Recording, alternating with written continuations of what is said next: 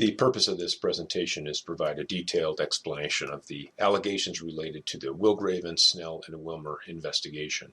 As a high-level preview, in 2006, our victim, Wilgraven, was the CEO and significant majority owner of a steel building company by the name of Arizona Building Systems, or ABS. He alleges that in January 2006, ABS General Counsel Daniel Esposito and ABS minority owner Deborah Debris conspired with three attorneys from Snell and Wilmer, Jim Sinicki, Mark Orr, and Bill Kasten, to make changes to corporate documents without his knowledge to force him out of ABS and give Deborah Debris and Daniel Esposito ownership and control over the company.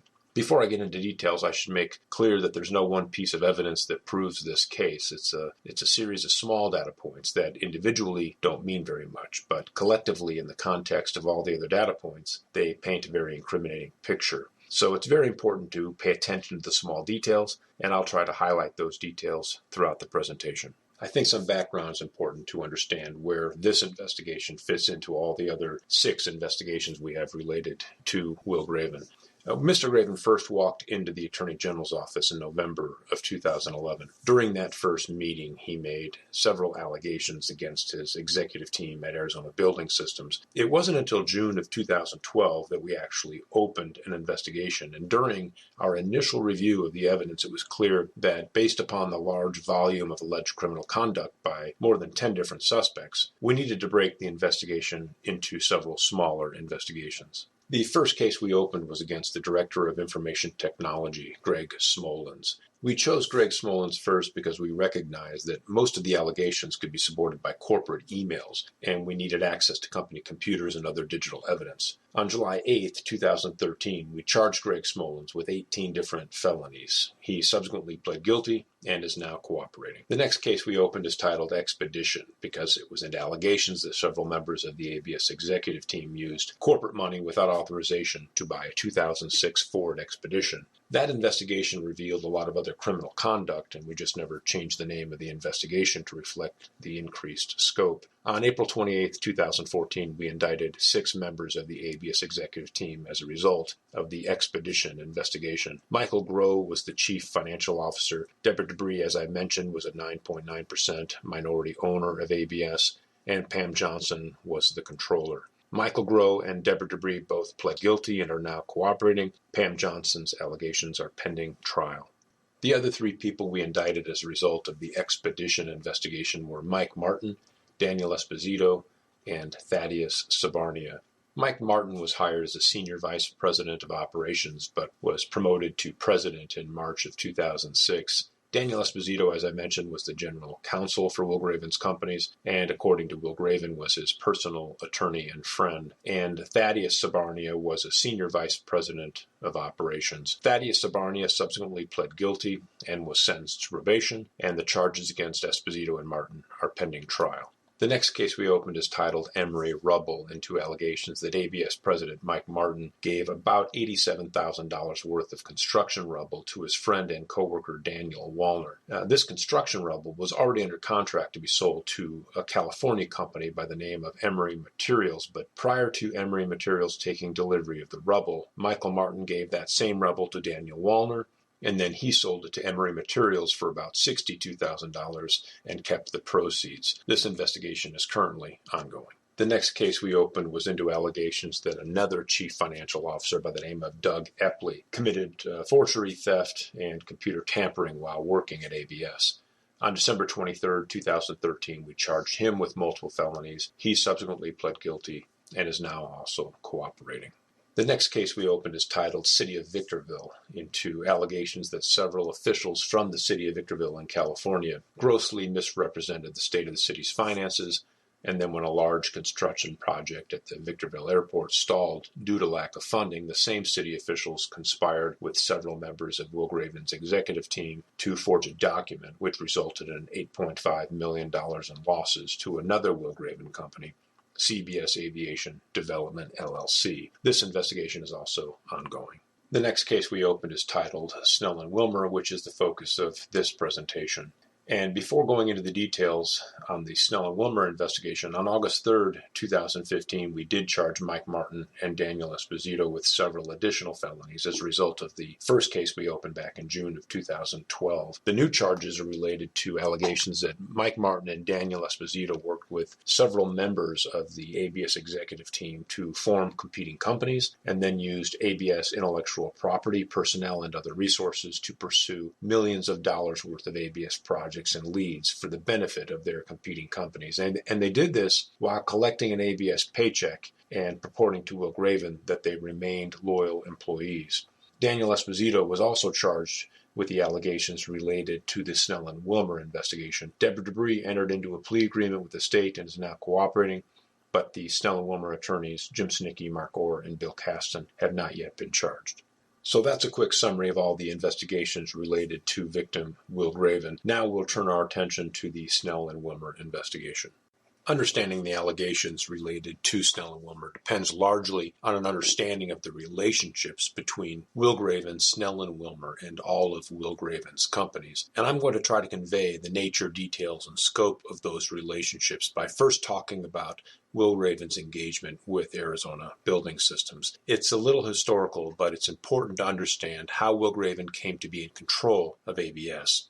And then I'm going to talk about how and why Will Graven engaged Snell and Wilmer and the nature and scope of that engagement. And then I'm going to talk about the friendships that formed between Snell and Wilmer attorneys and Will Graven's general counsel, Daniel Esposito. This is important because Will Graven believes, and the evidence strongly supports, that a close personal friendship between Daniel Esposito and Snell and Wilmer attorney Mark Orr clouded Mark Orr's judgment when it came to his fiduciary duty to Will Graven and his companies.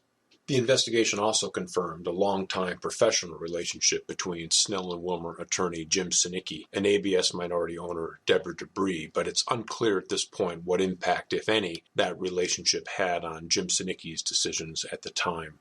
Then in late 2005 and early 2006, Daniel Esposito and Deborah Debris engaged in a conspiracy to take over ABS. And I'll go over that in great detail and talk about the role that Snell and Wilmer played in that conspiracy. And then in about June of 2007, all of Will Graven's companies went out of business. And that wasn't something that happened overnight. It happened over the course of several months. In the wake of his companies going out of business, Will Graven discovered what he calls red flag emails. In chronological order, the red flag emails are 1, 2, 3, and 4. However, Will Graven discovered the third and fourth email in that chain first in 2007, and then he didn't discover the first and second email, which completed that thread of communication, until 2011. As a result of those red flag emails, Will Graven filed a civil lawsuit against Snell and Wilmer. And we'll go into some detail about what that lawsuit included and how Snell and Wilmer responded to that lawsuit. But it's very important to understand now that the lawsuit filed in 2011 was limited to the red flag emails. It had nothing to do with the conspiracy to take over ABS. In fact, when Will Graven filed this lawsuit against Snell and Wilmer, he didn't even know about the conspiracy to take over ABS. That wasn't discovered until about April of 2014, as Will Graven and investigators were reviewing thousands of emails and other documents that were collected pursuant to the other investigations. And then after discovering that conspiracy, the Attorney General's office opened the Snell and Wilmer investigation. So we're going to start with the engagement with Arizona Building Systems, and we'll revisit this slide throughout the presentation as it provides a roadmap of what we're going to discuss and in what order. To begin with, Arizona Building Systems was a steel metal building company that did business primarily in Arizona. Sales were struggling between 2001 and 2004, so as a result, then owner of Arizona Building Systems, Deborah Debris, tried to sell the company. The two silhouettes shown next to Deborah Debris are minority shareholders who aren't named in this presentation because very soon they'll be bought out and will become irrelevant. On January 8, 2005, Will Graven and Deborah Debris signed this consulting and option agreement that gave Will Graven the option to purchase ABS for $350,000. That began a period of due diligence during which Will Graven discovered that ABS was in much worse shape than Deborah Debris had represented, so Will Graven decided not to exercise his option and to walk away from ABS. At the time, Deborah Debris was concerned that an ABS failure could drag her into personal bankruptcy, so she asked Will Graven to stay with the company long enough for her to separate her personal finances and obligations from that of the company's, and if he agreed, she would walk away from ABS and he could have the entire company for essentially nothing. So on February 18th, 2005, Wilgraven wrote this amendment to the original consulting and option agreement. But instead of Wilgraven buying 100% of the company for essentially nothing, he wrote this amendment to allow Deborah Debris to retain 9.9% ownership. He did this because for the previous several months, Deborah Debris had been receiving bi-monthly draws of $3,200, and the company had been paying for her leased vehicle, gas, and other expenses. Wilgraven believed these payments to Deborah Debris were bleeding the company of much-needed capital, so he wanted ABS to stop making these payments, and in exchange, he would give her 9.9% ownership.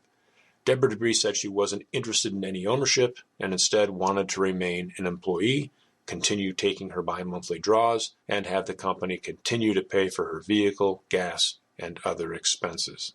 Because Wilgraven was serious about minimizing ABS costs, he wrote this second proposed amendment and added a specific bullet to address the very concern that Deborah Debris had articulated about separating her personal finances and obligations from that of the company's. Wilgraven was doing this to incentivize her to accept the 9.9% ownership instead of remain an employee. But Deborah Debris again refused and said she wanted to remain an employee if and when Wilgraven exercised his option. So on the same day, Wilgraven wrote this third revision to the consulting and option agreement. This gave him the right to purchase the entire company for $1, but would also obligate him to sign Deborah Debris' employment agreement with Arizona Building Systems. Of course, under this scenario, Deborah Debris was not entitled to 9.9% ownership. And then for the next several months, Wilgraven continued his due diligence on the company. He was trying to generate new business and turn the company around. And then on May 9th, 2005, he worked with a California-based consultant to start California Building Systems, or CBS. When Wilgraven started CBS, Deborah Debris had no ownership or role in the company whatsoever, and CBS was, in fact, an entirely separate legal entity from ABS. Wilgraven had 100% control over the company, and he envisioned using it to pursue projects in California while using ABS to pursue projects in Arizona. So that's a quick summary of how Wilgraven began his engagement with Arizona Building Systems. Now we're going to talk about Wilgraven's engagement with Snell & Wilmer. This part of the presentation is a bit tedious, but it's very important to understand the genesis and history of the engagement between Snell & Wilmer and Wilgraven, so that later, when Snell & Wilmer claims the relationship with Wilgraven is something contrary to the evidence, we'll be able to recognize that contradiction. As a preview, during this part of the presentation, I'm going to present evidence that shows for 4 to 5 months between June and December of 2005, Snell & Wilmer represented Wilgraven and several of his companies on a variety of personal and corporate legal matters. Snell & Wilmer invoiced Wilgraven as president of ABS for more than $130,000 in legal fees, and consequently, Snell & Wilmer developed a fiduciary duty to act in Wilgraven's best interest and to notify him immediately of any conflicts. Then in December of 2005, Daniel Esposito directs Snell & Wilmer to make changes to the ABS shareholders agreement to give Daniel Esposito and Deborah Debris control over the company. These changes were against Wilgraven's interests, and the evidence will show that Snell & Wilmer knew the changes were against his interests, but rather than notify Wilgraven immediately of what Daniel Esposito and Deborah Debris were doing, Snell & Wilmer concealed the activity from Wilgraven by not mentioning it during subsequent face-to-face meetings and email communications. And despite operating for 4 to 5 months without any engagement letters, they devised a 6-step plan to work with and through Daniel Esposito to write new engagement letters that falsely rewrote history and erased their fiduciary duty. Snell & Wilmer then made the changes to the shareholders agreement, which were against Wilgraven's interest, and then invoiced Wilgraven at ABS for the work. They further concealed the activity from Wilgraven by removing revealing language from a draft billing statement, and then they sent this one billing statement to Daniel Esposito while sending all other billing statements to Wilgraven. And then they continued to conceal the activity from Wilgraven by refusing to give him copies of his own client files. And we'll also see much later, near the end of the presentation, that Snell & Wilmer hampered any future investigation by failing to preserve several key documents. And all of these allegations will be supported by the documentary evidence presented during this presentation. So here's a simple visual representation of who owned what in May of 2005. And throughout this presentation, this organizational chart is going to grow to include more than 30 companies. On the left, you have Deborah Debris, who is the majority owner of ABS. There are 2 minority shareholders who will be bought out momentarily. And Will Graven was the owner in waiting because he had not yet exercised his option to buy the company. And on the right, we have Will Graven as the sole owner with 100% control over CBS. At the time, Will Graven didn't have an attorney, so he asked Deborah Debris if she knew anyone who could help him with a variety of personal and corporate legal matters. Deborah Debris knew Jim Snicki of Snell & Wilmer because they were both members of the CFMA and for the previous few years had seen each other professionally at monthly meetings, occasional golf outings, year-end award ceremonies, and other CFMA-related events. Deborah Debris referred Will Graven to Jim Snicki, and after a face-to-face meeting, Will Graven decided to hire Jim Snicki and Snell & Wilmer. Both Will Graven and Deborah Debris, even today, say the reason Will Graven engaged Snell & Wilmer was because it was a large, well-recognized, and trusted law firm, and because they had expertise in Native American law, which was an area into which Will Graven wanted to expand his business development efforts. And I should also say that during subsequent interviews with Deborah Debris, she matter-of-factly referred to Snell & Wilmer as Will's attorney, not hers, because she was represented by the law firm Deaconcy McDonald, Yetwin and Lacey. There was just no doubt in her mind that Snell & Wilmer represented Will Graven, which will become very important as this presentation moves forward. On or about June 16, 2005, Will Graven and ABS needed legal representation on a civil lawsuit between ABS and a company called eCrete. The nature of the lawsuit isn't relevant to the investigation, just the fact that Snell & Wilmer represented ABS on this matter is what's important. On the screen is a typical Snell & Wilmer invoice.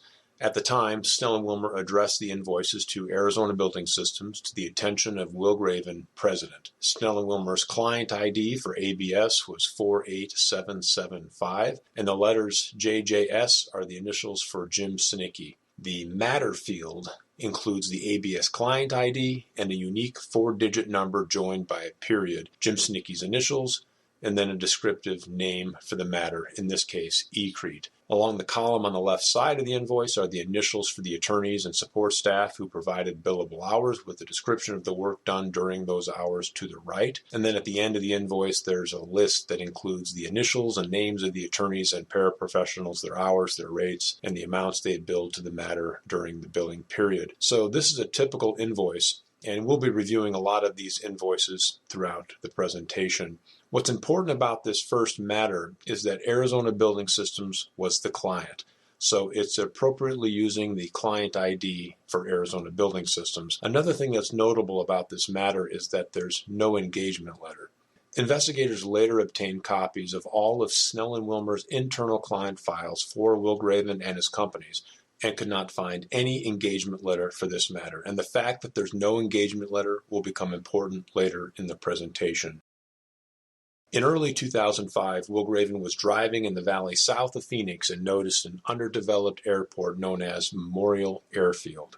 He became interested in forming some new companies entirely separate from ABS to develop the 1,500 acres of land that made up the airport and the 11,000 acres of land that surrounded the airport. So he started to foster a relationship with the Gila River Indian community, and he also sought legal advice from Jim Snicki and Snell & Wilmer on the mechanics of that development. And this will be reflected shortly in emails and within Snell & Wilmer invoices. Also in early 2005, Will Graven started pursuing development projects in California using California Building Systems and several other companies he hadn't yet formed. One was in Indio, California, one was in Victorville, California, and one was in Mojave, California. Again, Will Graven needed legal advice on the mechanics of these projects surrounding the build-to-suit-to-lease agreements with the various customers, and he sought that legal advice from Jim Snicki and Snell & Wilmer. This legal advice will also be reflected in future billings as well as in the email on the next slide. On July 15, 2005, Jim Snicki sent this email to Will Graven. In the email, Jim Snicki referred to a telephone conversation he had with Will Graven that day. Jim Snicky also wrote that he had done conflict checks on the 2 California and 5 Arizona airport leases your companies intend to enter into. What's important to point out here is that he writes your companies, plural. So even Jim Snicky at this point recognized it isn't just ABS that he's representing. He's giving legal advice to additional Will Graven companies. And these references to 2 California and 5 Arizona airport leases are consistent with the projects I just described on the previous slides. Jim Snicky referred Will Graven to Charlie Hurst, who is an attorney out of the Snell and Wilmer office in Orange County, California, and he writes that Charlie has previous experience dealing with Victorville, which again is consistent with one of the California projects I described on the previous slide. He also refers Will Graven to Jay Wiley, a real estate partner in the Phoenix office to handle the Arizona leases. Finally, Jim Snicky writes that he's going to open up 2 new matters, one for the California leases and one for the Arizona leases. Here's a copy of an invoice that corresponds to the first of the 2 new matters. You can see it's matter number 48775-0002, titled ABS Aviation AZ Airport. If you look at the descriptions of the work done on this matter, you can see it has everything to do with the Gila River project, which Will Graven planned to pursue with companies entirely separate from Arizona Building Systems. In fact, the first thing Will Graven did to advance the Gila River project was acquire a company called Bygert, which was later renamed Far West Aviation. Bygert owned a hangar at the Memorial Airfield, about 10,000 square foot hangar with about 3,000 square feet of office space. Will Graven bought Bygert so he'd have control over that lease, which was the very first step in what would become a very ambitious Gila River project. So this work had nothing to do with Arizona Building Systems. All this work was for Will Graven personally and for the companies Will Graven had not yet acquired or formed to pursue the Gila River project. Here's a copy of the billing statement for the second of the 2 new matters that Jim Snicky was going to open. You can see it's matter number 3, titled California Building, California Airport. And if you look at the description of the activity, it has everything to do with California projects. Southern California Logistics Airport is the Victorville Airport. John Roberts was the city manager for the city of Victorville. Here's a direct reference to the city of Victorville. All of this work has to do with California Building Systems and other companies Will Graven had not yet formed. It had nothing to do with Arizona Building Systems. And what's also remarkable is now we've got 3 separate matters and still no engagement letters. Will Graven told me at the time he didn't notice that there wasn't an engagement letter. He didn't pay attention to client IDs or matter numbers. He just trusted that Snell and Wilmer, a large, well-respected law firm, was managing the engagements properly. And while it may have started with Snell and Wilmer representing Arizona Building Systems on its civil dispute with ECREAT, at this point, by this 3rd matter, Snell and Wilmer's engagement with Will Graven had expanded. They were no longer just representing Arizona Building Systems, they were representing California Building Systems, and they were representing Will Graven personally on projects he hadn't yet started and on companies he hadn't yet formed. On or about July 15, 2005, Snell and Wilmer opened a 4th matter titled Construction Contracts Review. Will Graven recalls speaking with Deborah Debris about engaging Snell and Wilmer and asking them to review some of the document templates that ABS had been using. And it looks like, based on the descriptions in this billing statement, that that's exactly the kind of work that's taking place here. Investigators did find a copy of this engagement letter dated July 6, 2005, titled Limited Representation of ABS Regarding Review of Construction Contracts. This is consistent with Matter 4, so this is the first engagement letter we found among Snell and Wilmer's internal client files for Will Graven and his companies. And on the second page of this engagement letter, it indicates that if a conflict were to arise between Arizona Building Systems or those of any other client, that Snell and Wilmer would apprise Will Graven of that fact, but reserve the right to represent the interests of the other client. The text reads, apprise you, but the letter is addressed to Will Graven. So Snell and Wilmer is telling Will Graven that if they identify a conflict, they will apprise him of that fact.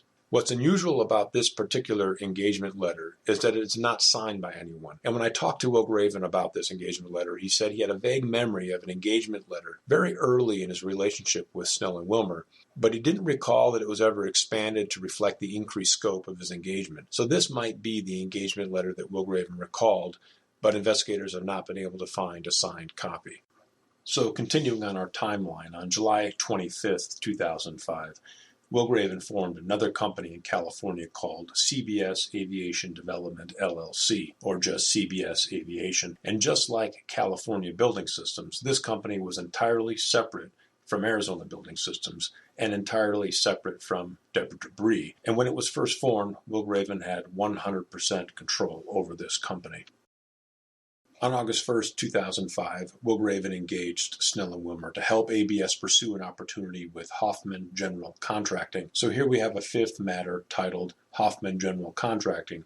And just like the previous four matters, it too uses the client ID for ABS, 48775. And again on August 1st, 2005, here is a sixth matter titled Construction Legal Advice. I asked Will Graven about this, and he's not sure who the client was on this particular matter. It could have been any one of his companies, but based on the reference to voluntary departure, it looks like it had something to do with an immigration matter. In any case, by this time, Snell & Wilmer had opened 6 separate matters, at least 2 of which were for entities entirely separate from ABS, yet Snell & Wilmer used the client number for ABS on all 6 matters. And even though there were 6 separate matters, Snell & Wilmer was comfortable at the time not requiring any signed engagement letters. Around this time, Will Graven also started speaking with Jim Snicki about forming a personal holding company because, as you can see, he had a small network of companies, and this network of companies was continuing to grow. So Will Graven recognized he was going to need legal advice, so he started speaking to Jim Snicki and getting that legal advice. And this too will be reflected shortly in the billing. As the engagement between Will Graven and Snell & Wilmer continued to evolve, the project in Victorville, California really started to take off. Will Graven was negotiating an agreement to design and build several large commercial airplane hangars at the Victorville airport. It was work so voluminous that it required a $200 million line of credit, and since both CBS and CBS Aviation used a lot of ABS resources, increased revenue from Victorville meant increased revenue for ABS. So Deborah Debris approached Will Graven and said, "Hey, in the wake of this increased revenue in Victorville, can we please revisit the idea of giving me 9.9% of the company, because now there's an upside, where before the company was teetering on bankruptcy?" Well, by this time, Will Graven had grown frustrated with Deborah Debris because for several months she continued to draw out of the company $3,200 every 2 weeks, and Will Graven believed this was bleeding the company of much-needed capital. But even though he was frustrated with Deborah Debris, Will Graven said he would consider it. On or about August 24, 2005, Will Graven decided to engage Snell & Wilmer to represent ABS on a lawsuit with Sawyer Aircraft. So Snell & Wilmer opened up a 7th matter titled Sawyer Aircraft Charter, and just like the previous matters, there was no engagement letter. So now we have 7 separate matters, all of them using the client ID for ABS, and no signed engagement letters. On September 16, 2005, Jim Snicki sent this email to another attorney at Snell & Wilmer, Joshua Grable. The point of this email is to demonstrate that Jim Snicki knew at the time that even though Will Graven had not yet exercised his option, he was the de facto CEO and was making decisions on behalf of the company. In the email, Jim Snicki writes regarding a possible settlement with ECREAT, "We are going to have to get Will's blessing on it before we agree to anything." And with regard to Sawyer Aviation, he writes, "I have a call into Will regarding what to counter at." So this email is consistent with Jim Snicki knowing that while Deborah Debris was technically the owner of ABS because Will Graven had not yet exercised his option, he was in fact making decisions on behalf of the company.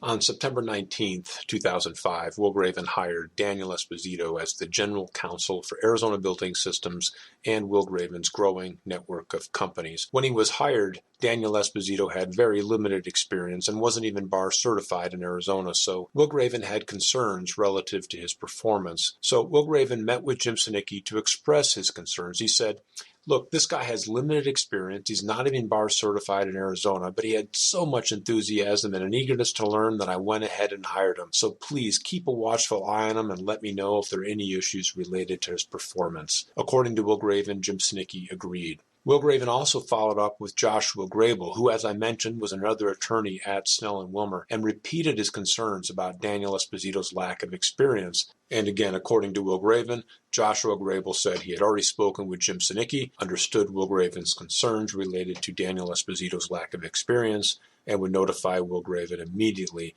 if he developed any concerns related to his performance. It's also worth noting that during subsequent interviews with Deborah Debris, she too recalled that Wilgraven was concerned that Daniel Esposito wasn't bar certified in Arizona and that he had limited corporate experience. And she recalled that Wilgraven had expressed his concerns directly to Snell and Wilmer. So after Wilgraven hired Daniel Esposito, communication between Wilgraven and Jim Sinicki was expanded to include Daniel Esposito. In late September, early October of 2005, Wilgraven decided to let Deborah Debris retain 9.9% ownership in ABS in the event he exercised his option. Both Deborah Debris and Wilgraven agreed that she would countersign an earlier amendment to the consulting and option agreement, one that conveyed to her 9.9% ownership, and that the new signed amendment would supersede all previous amendments. And because Deborah Debris would receive 9.9% ownership, she agreed to terminate her ABS employment agreement. On October 5, 2005, Wilgraven finally exercised his options and purchased 90.1% of ABS. The two minority shareholders were bought out, so the resulting ownership was 9.9% for Deborah Debris and 90.1% for Wilgraven. In the spirit of fairness, and because Wilgraven said he used ABS as a springboard to form CBS and CBS Aviation, Wilgraven gave Deborah Debris 9.9% of these companies as well. They also reached a mutual agreement that Deborah Debris would transition out of the company, minimize her contact with ABS employees, and would be fully removed by December 31st, 2005. Wilgraven said, and during subsequent interviews, Deborah Debris later confirmed, that this was a polite and a mutual understanding. Deborah Debris wanted to get out of the construction business altogether and focus on her new company, and Wilgraven wanted to make it perfectly clear to employees that he was the new owner and CEO of ABS. Wilgraven also believed that Deborah Debris had taken ABS from being a profitable company to one teetering on bankruptcy, so he didn't value her input on day-to-day operations. He preferred instead that she remain a 9.9% silent minority owner. After Wilgraven exercised his option and hired Daniel Esposito, this is how his network of companies continued to evolve. We have a future holding company that Wilgraven was discussing with Jim Sinicki. We have these 4 other companies that were entirely separate legal entities, and we have Snell and Wilmer representing Wilgraven and DeConcini, McDonald, Yetwin, and Lacey representing Deborah Debris. Here's an email dated October 3, 2005 from ABS Vice President of Development Services Mark Stryker to Dan Esposito. According to the email, Wilgraven's looking for an attorney at Snell and Wilmer who has a lot of experience working on Indian reservations. The reason Wilgraven needed such an attorney is because he was still planning to form new companies to pursue the Gila River Project, which is the project I mentioned earlier in the South Valley with the Gila River Indian community. And on or about October 11, 2005, just a week after that email, Jim Sinicki opened an 8th matter titled Gila River Project Airport Authority. Just like all the other invoices for the previous 7 matters, invoices for this new matter were also addressed to Arizona Building Systems, to the attention of Wilgraven President, and use the client ID for Arizona Building Systems. If we look through the descriptions in these billable hours, we see new matter regarding Gila River development. Gila River and Indian law issues are mentioned multiple times throughout this billing. We also have Snell and Wilmer attorneys Bill Kasten, Jim Sinicki, and Mark Orr billing extensively to this new matter, which, based on the name of the matter and the description of the work performed, appears to be almost exclusively for the Gila River project. As I mentioned, Wilgraven was planning to form these 2 new companies for the Gila River project, so all of these legal services were for Wilgraven and the 2 companies he had not yet formed. None of these legal services were for ABS. So now we have Snell and Wilmer providing legal advice and services to ABS, CBS, CBS Aviation, and to Wilgraven personally on his future holding company, and now to Wilgraven personally on the 2 new companies he had not yet formed for the Gila River project, yet Snell and Wilmer continued to use the client ID for ABS. On October 12, 2005, Jim Sinicki sent this email to Wilgraven and Daniel Esposito thanking them for continuing to call on Snell and Wilmer for their legal needs. Jim Sinicki used the phrase corporate advice.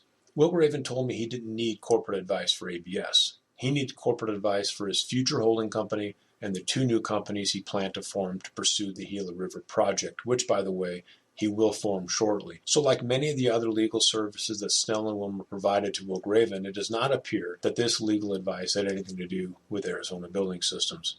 In this email, Jim Snicki also introduced Graven and Esposito to Snell and Wilmer attorney Michael Donahue, who Jim Snicki described as his corporate law partner.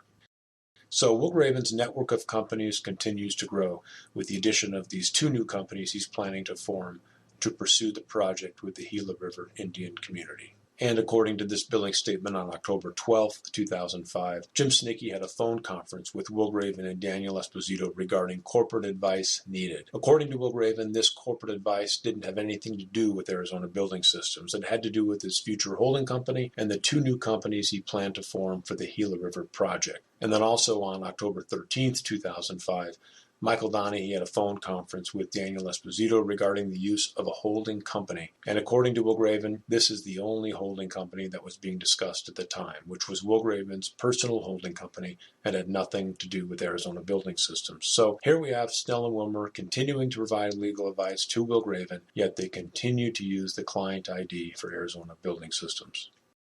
In October of 2005, Jim Snicki opened up a ninth matter titled Maricopa Metals, Inc.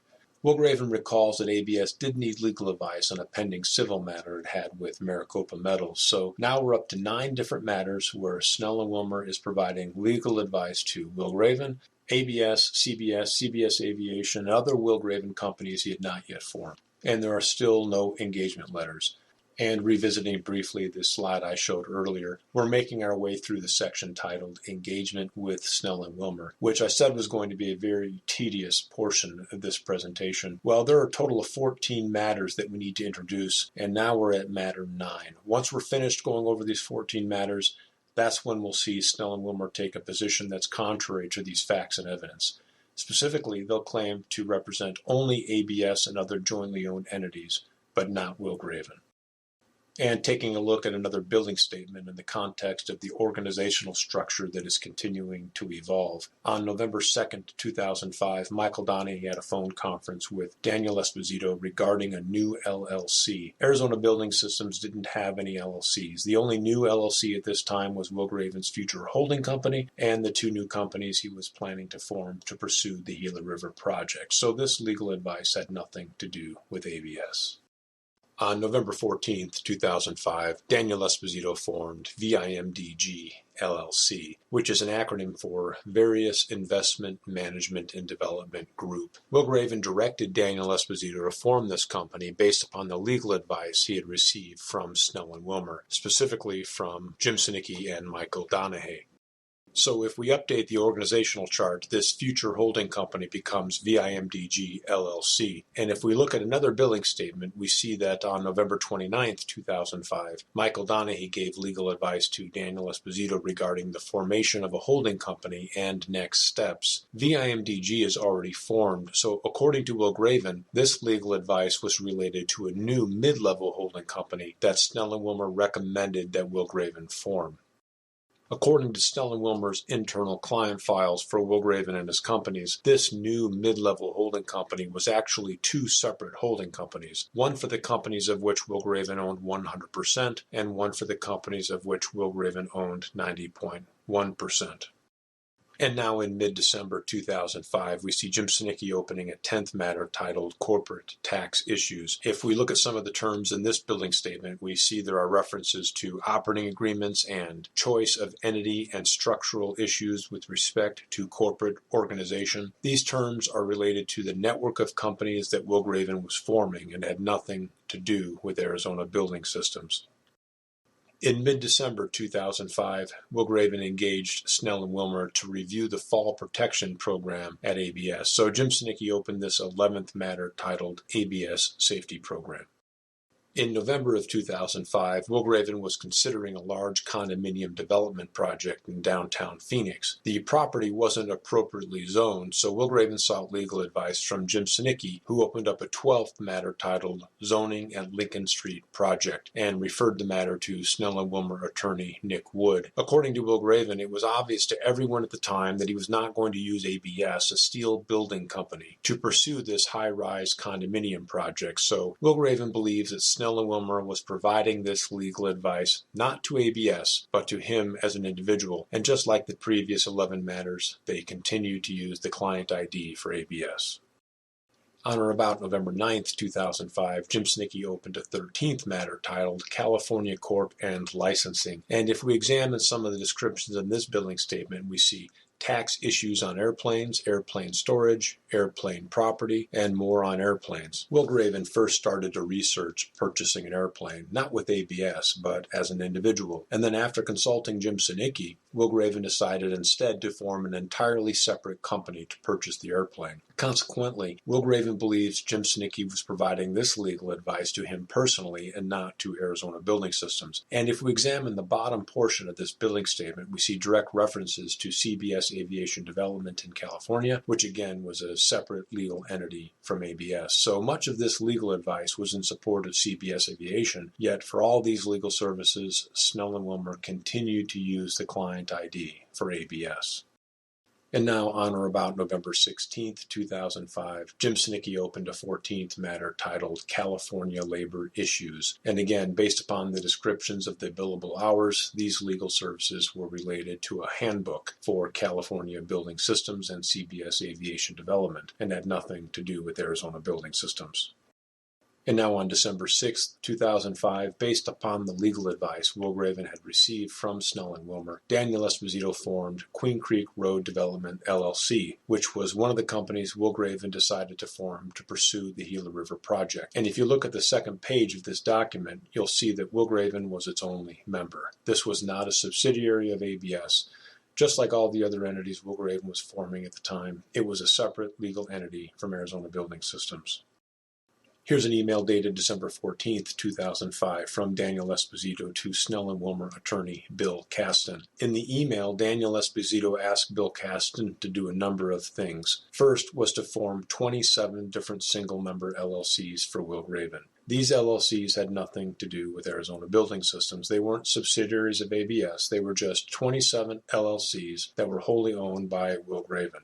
He also asked Bill Kasten to form Will Graven's mid-level personal holding company, North American Building and Development, and he asked Bill Kasten to form the second LLC for the Gila River project. All of these entities were single-member entities owned entirely by Will Graven. And on the second page of this email, Daniel Esposito provided a list of the other companies that had already been formed. Investigators discovered a copy of this email among Snell and Wilmer's internal client files for Will Graven, and we noticed that there are handwritten notes on the email that read 100% Will. So this is consistent with whomever was taking these notes, whether it was Bill Kasten or someone else from Snell and Wilmer, understanding that these companies they were forming were owned 100% by Will Graven and were separate legal entities from Arizona Building Systems. And on the second page of that same email, we again see handwritten notes that read 100% Will next to several of the companies. So there was no confusion at Snell and Wilmer about Will Graven's network of companies and who owned what. So revisiting the organizational chart, we can see that it's continuing to grow. We've got Will Graven's top-level holding company, VIMDG, the mid-level holding companies that have not yet been formed. There's this growing network of companies on the left that are owned entirely by Will Graven, and these companies on the right that are owned jointly, 90.1% by Will Graven and 9.9% by silent minority owner Deborah Debris. Snell and Wilmer will later refer to these companies on the left as Will's expansion entities, and these companies on the right as jointly owned entities or jointly owned affiliates. Here's an email dated January 4th, 2006 from Mark Orr to Mark Stryker with a copy to Daniel Esposito. The email reads, "Attached, please find our comments to the master planning contract for Queen Creek Road Development Company, LLC. Well, Queen Creek Road Development was this company down here and had nothing to do with Arizona Building Systems. This was one of the two companies Will Graven had formed for the Gila River project. If we look at the contract attached to the email, we can see it's an AIA document between Queen Creek Road Development, LLC and Will Bruder Architects, which was the architect on the Gila River project. So Arizona Building Systems wasn't even a party to this agreement, yet Snell and Wilmer was providing legal advice on its contents. Now, there is a reference here to the name of the project being ABS Gila River. I asked Will Graven about that, and he said it wasn't uncommon at all for employees to refer to ABS incorrectly out of convenience because it was easier than trying to remember the names of all the different companies that Will Graven was forming. And he agreed it may have caused some inconsequential confusion among low-ranking and uninformed employees, but he does not believe it caused any confusion among the Snell and Wilmer attorneys who were advising him on corporate structure. This slide represents an overview of the different matters that Jim Snicky had opened for Will Graven and his companies. The matters in black are matters for which ABS was the client. The matters in red are matters for which an entity other than ABS was the client. The summary is 14 separate matters, one engagement letter, and even it was unsigned. Half of these legal services were for an entity other than ABS. There were 27 different attorneys and paraprofessionals at Snell and Wilmer who provided these legal services at a cost of about $130,000 in fees, almost half of which were for entities other than ABS. The one constant across all these different matters and all these different companies is Will Graven. I should also make clear prior to leaving this slide that while I included only the first 14 matters in this presentation, Snell and Wilmer will actually go on to open a total of 22 separate matters using the client ID for Arizona Building Systems. I don't intend to review all 22 matters because it's only the first 14 that provide the history needed to show that by December 2005 and January 2006, Snell and Wilmer had developed a fiduciary duty to Will Graven. So that's a summary of the first 4.5 months of Will Graven's engagement with Snell and Wilmer. And while it was lengthy and tedious to go through, the evidence as presented clearly indicates Will Graven was Snell and Wilmer's client, and consequently, Snell and Wilmer had developed a fiduciary duty to act in his best interests and to notify him immediately of any conflicts. This is very important because soon Snell and Wilmer will engage in a scheme to falsely rewrite history and erase that fiduciary duty. But before I go into those details, I need to first describe the friendships that developed between Snell and Wilmer attorneys and Daniel Esposito because it may have contributed to Snell and Wilmer's decision to do what they did. We're going to collapse the summary of the matters onto the timeline so we can provide additional detail without cluttering the slide. On or about October 21st, 2005, Daniel Esposito sent this email to Snell and Wilmer attorneys Mark Orr, Joshua Grable, Nick Wood, and copied Mark Stryker. The email reads, "Just a reminder that Tuesday, 10:25, Mark Stryker and I would like you to be our guest for the Coyotes hockey game." Mark Orr replied, "Count me in." Here's an email dated November 3rd, 2005, from Daniel Esposito to Kayla Graven. Kayla Graven is Will Graven's daughter and at the time managed the tickets to the ABS suites at local arenas. In the email, Daniel Esposito asked for 6 tickets to the Eagles concert for various Snell and Wilmer attorneys. He added that Snell and Wilmer was working on various matters for us, including Gila River, which is huge. So here's another confirmation that Snell and Wilmer was working on the Gila River project, which again was a project entirely separate from Arizona Building Systems.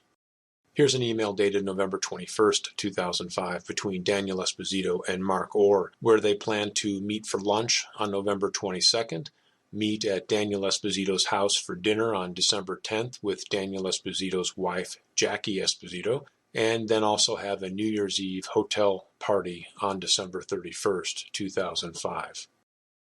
This is a screen capture of a tool we use to conduct analysis on electronic communications, particularly email. This particular query is looking for all emails with the keyword lunch in the body of the email and sent between Esposito and anyone using the Snell and Wilmer domain SW Law. And these emails also have to exclude the word Graven as an addressee. And the total number of hits is 49 unique results between September 21st, 2005 and June 2nd, 2006. We did a similar query for the word dinner and we found 8 results between November 17th, 2005 and February 22nd, 2006.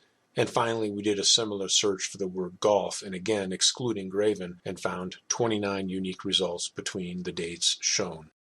And we performed identical searches for lunch, dinner, and golf for the time period shown, which is prior to when Daniel Esposito joined Arizona Building Systems. In the interest of brevity, I'm only showing the results for one of these queries, but all 3 queries resulted in 0 emails.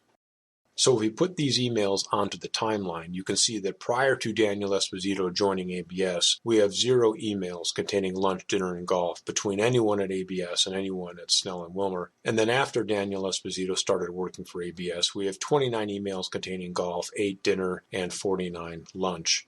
And here's an email related to one such golf outing dated January 30th, 2006, in which Daniel Esposito and Thaddeus Sabarnia were planning to go golfing with Mark Orr.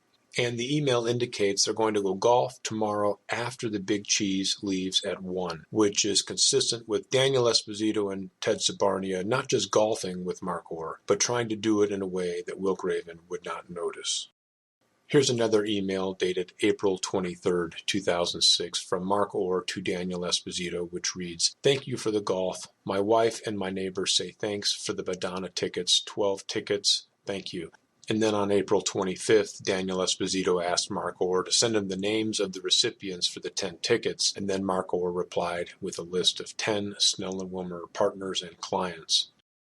And then on June 8th, 2006, Mark Orr writes, "We just left the Madonna concert. We all had a great time." And Mark Orr's wife says thank you, too. So based on these emails, Daniel Esposito had obtained 10 tickets to the Madonna concert for Mark Orr at the Arizona Building Systems suite. Now, it's important to point out that Wilgraven knew at the time that some of his executives socialized with Snell and Wilmer attorneys outside of work, and sometimes Wilgraven even participated. But he had no idea that Daniel Esposito socialized so much with Snell and Wilmer, and in particular with Mark Orr at the time. On November 20th, 2006, Daniel Esposito sent this email to Mark Orr, which reads in part, "I consider you a friend and hope you think of me as the same." And in the same email, Daniel Esposito invited Mark Orr and his family to his son's 3rd birthday party. Mark Orr replied, "We would love to come," and signs the email, "Your friend, Mark." And in this email, Daniel Esposito requested and received from Jim Sinicki 4 tickets to the World Baseball Classic. Here's an email about going golf at Talking Stick on Thursday, February 23rd. And in the email, Mark Orr writes, "I only have 4 friends and 2 are already playing," referring to Daniel Esposito and Mark Stryker. So just as before, we're going to collapse all of this detail down onto the timeline so it doesn't clutter the slide as we continue with the presentation.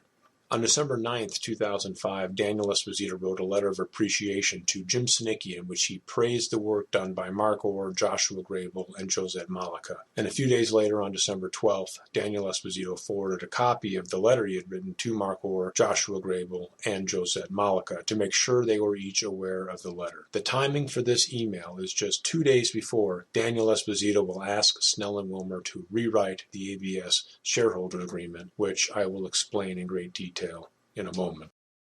So that gives you an idea of how friendships formed between Daniel Esposito and various Snell and Wilmer attorneys, in particular with Mark Orr. So now we're going to move forward and talk about the conspiracy to take over ABS. And as we go through this section of the presentation, we'll see several additional emails indicative of a continued friendship between Daniel Esposito and Mark Orr.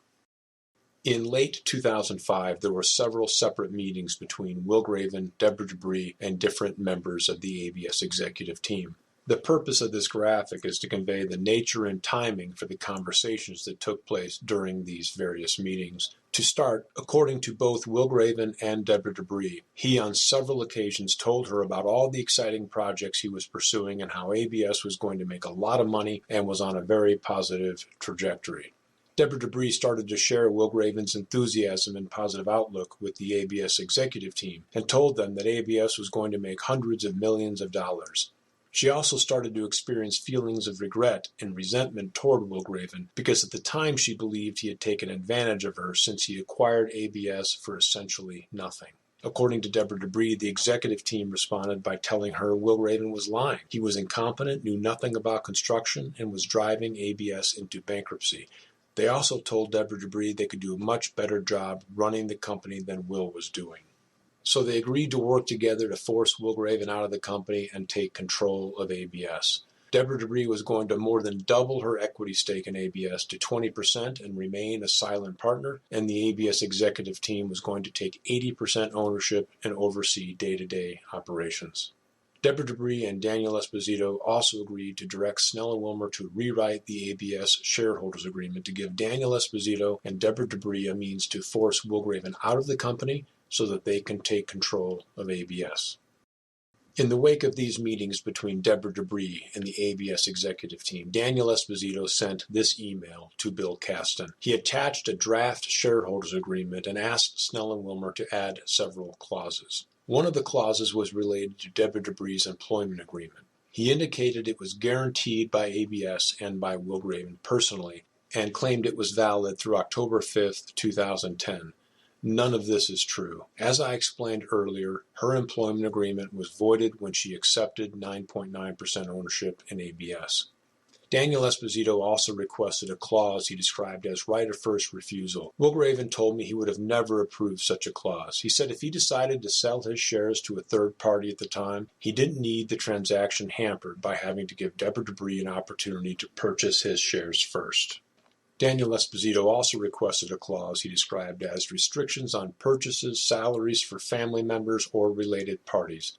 Wilgraven told me he wouldn't have agreed to any restrictions and now believes the executive team wanted this added to restrict purchases he believed were needed just to operate the company day to day and to limit what he could pay his 3 children who also worked for ABS at the time. Daniel Esposito also requested a clause he described as protection against either member or stockholder becoming married. Wilgraven told me he would have never agreed to this and now believes the executive team wanted this added because at the time he was engaged to another ABS employee by the name of Terry Pfeiffer. Daniel Esposito requested another clause he described as recourse against any member regarding for-cause situations. Based upon documentary evidence I'll present shortly, this is the clause that would later enable the executive team to force Wilgraven out of ABS by making felonious allegations against him and attacking his business acumen.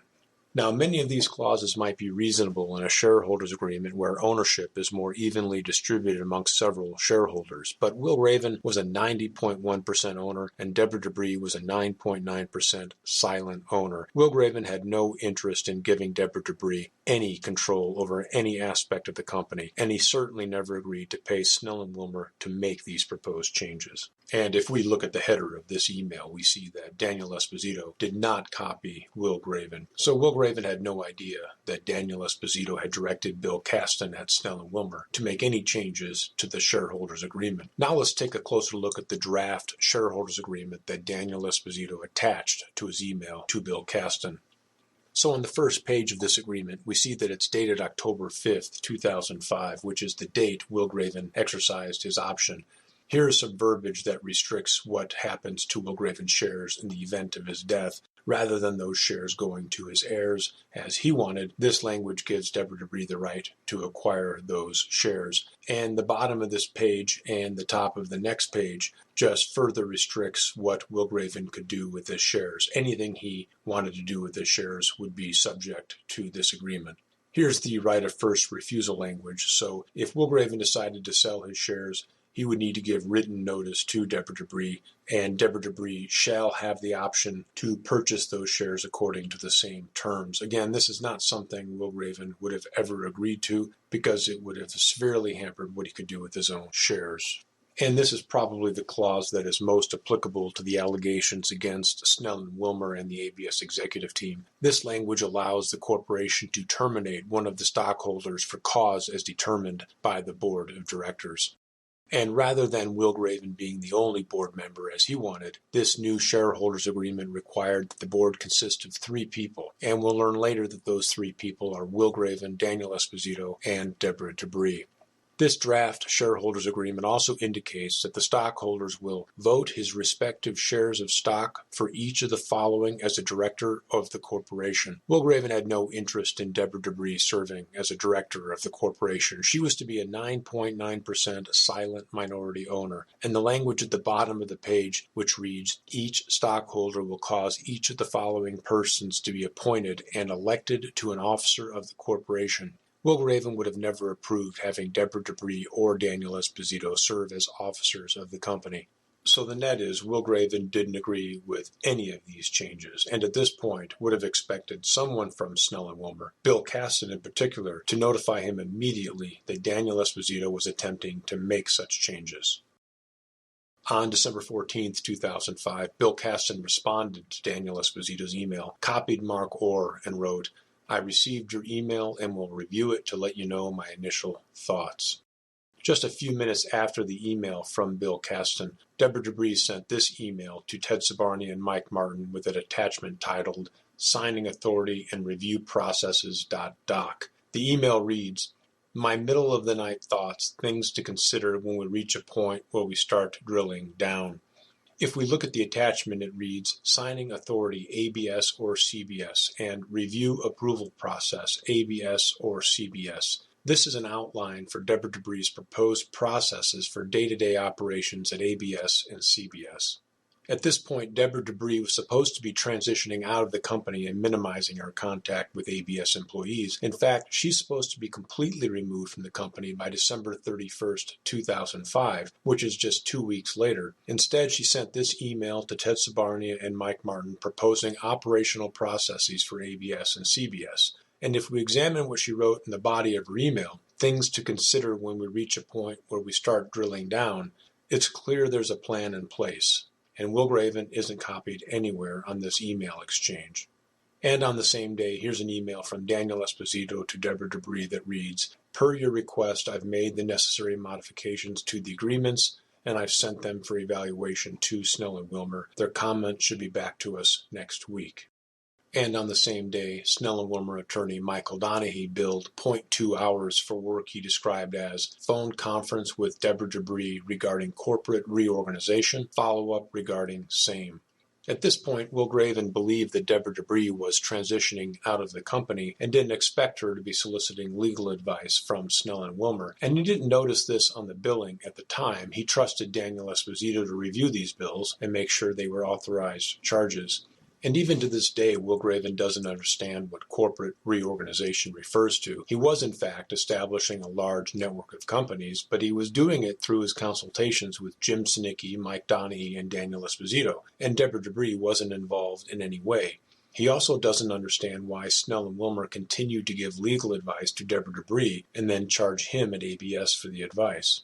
Now, during subsequent interviews with Deborah Dubree, she acknowledged that she and Jim Sinicki had a long history that predated Will Graven. They had known each other for several years as they were both longtime members of the CFMA, which met monthly and sponsored several social events and golf outings. Will Graven now believes this prior history between Jim Sinicki and Deborah Dubree, in addition to the close friendship that had formed between Daniel Esposito and Mark Orr, may have caused Snell and Wilmer to favor Deborah Dubree rather than always represent him and his best interests. And we'll see going forward that the evidence supports Will Graven's position. And still on the same day, December 14th, 2005, the day that Daniel Esposito first asked Bill Caston to make changes to the shareholders agreement, which were against Will Graven's interests, Bill Caston sent this email to Daniel Esposito, copied Mark Orr, and wrote, in part, Dan, I think you and I should meet prior to my meeting with Will to make sure that we are on the same page. Then on the same date, Bill Caston billed 1.8 hours he described as discussion with Dan Esposito regarding operating agreements, follow-up call with Esposito regarding choice of entity and structural issues with respect to corporate organization. On December 20th, 2005, Daniel Esposito sent this email to Deborah Dubree, which reads, Hi Deborah, Mike Donahue, the tax attorney at Snell and Wilmer, will meet us at our office tomorrow at 9:30 a.m. to discuss the issues with the entities. This is less than 2 weeks before Deborah Dubree was supposed to be transitioned out of the company entirely. And now she and Daniel Esposito are meeting with Snell and Wilmer to discuss issues with the entities. Michael Donahue wasn't a tax attorney, by the way, as we saw in an earlier email from Jim Sinicki. Michael Donahue was a corporate law partner at Snell and Wilmer. The email indicates the meeting would be on December 21st at 9:30 a.m. The investigation confirmed that on that date, Will Graven was in Victorville, California, and knew nothing about Michael Donahue's meeting with Daniel Esposito and Deborah Dubree. On December 27, 2005, according to this billing statement, attorney Bill Caston had a meeting with Daniel Esposito. Will Graven recalls that immediately after that meeting, he met with both Bill Caston and Daniel Esposito to discuss his vision for his network of companies and for the Gila River project. During this face-to-face meeting, Bill Caston failed to even mention the significant changes that Daniel Esposito had asked him to make to the ABS shareholders agreement. Immediately after Will Graven's meeting with Bill Caston, Daniel Esposito sent this email to Bill Caston, which reads, Don't want to say I told you so, but... Now, it's difficult to know for sure what Daniel Esposito meant by this email, but Will Graven believes it's consistent with Daniel Esposito telling Bill Caston prior to the meeting with Will Graven that Will Graven's vision for the Gila River project and his network of companies were wildly unrealistic. And then after Will Graven's meeting with Bill Caston, Daniel Esposito sends this email writing, "I told you so." Later the same day, on December 27th, Bill Caston sent this email to Daniel Esposito, which reads, "Which are Deb's concerns, or are all of them Deb's concerns?" Bill Caston was referring to the changes that Daniel Esposito had asked him to make to the ABS shareholders agreement. Daniel Esposito replied, "Yes, the email I forwarded to you below are all of Deborah's concerns." So at this point, Daniel Esposito confirmed what Bill Caston had apparently concluded, that the requested changes were for Deborah Debris and not Will Graven. Yet Bill Caston still failed to call Will Graven immediately and notify him of what Daniel Esposito and Deborah Debris were attempting to do. So to review where we're at, prior to early January 2006, there were 14 separate matters and no signed engagement letters. Half of the matters were for legal services to entities other than ABS. There were 27 different attorneys and paraprofessionals at Snell and Wilmer, led by Jim Sinicki, who provided more than $130,000 in legal services, $60,000 of which were for entities other than ABS. The one constant among all the entities was Will Graven. And based upon this well-documented 4.5-month history, Will Graven trusted Snell and Wilmer and believed they had a fiduciary duty to act in his best interest and to notify him immediately of any conflicts. Rather than honor this fiduciary duty and notify Will Graven immediately of what Daniel Esposito and Deborah Debris were doing, on January 3, 2006, Bill Caston billed 2.4 hours he described as Arizona Building Systems org chart and related issues regarding representation. And then on January 4th, 2006, he billed an additional 2.4 hours he described as disclosure letter, org chart, discussions with Mark Orr and Jim Sinicki regarding representation. On January 4th, 2006, Jim Sinicki also billed 0.6 hours he described as evaluate corporate chart and future tactics, phone conference with D. Esposito regarding same, follow-up and coordination regarding same. So on January 3rd, 2006, Bill Caston billed work related to an org chart and representation, and then the next day on January 4th, Jim Sinicki consulted Daniel Esposito, and Bill Caston, Mark Orr, and Jim Sinicki all met to discuss an org chart and representation. This is a copy of handwritten notes that we found among Snell and Wilmer's internal client files for Will Graven and his companies. One thing that's noteworthy about these notes is where Arizona Building Systems fits within the overall organizational structure of Will Graven's entities. The individual Will Graven is at the top, his holding companies are beneath him, and then beneath the holding companies on the right are the LLCs of which Will Graven owns 100%, which are the same LLCs that Daniel Esposito had directed Bill Caston to form, and then on the left are some of the jointly owned entities. So whoever wrote these notes seems to have a pretty clear understanding of the network of companies and the fact that Arizona Building Systems was a separate legal entity from the rest. So the idea that Snell and Wilmer could believe, as Jim Sinicki will state shortly in a new representation letter, that the legal services they provided for the previous 4.5 months were for ABS and the other jointly owned entities and not for Will Graven, contradicts the facts as shown in the documents presented up to this point, as well as these handwritten notes, which again were prepared by someone at Snell and Wilmer, very likely during the January 4th meeting I described in the previous slide.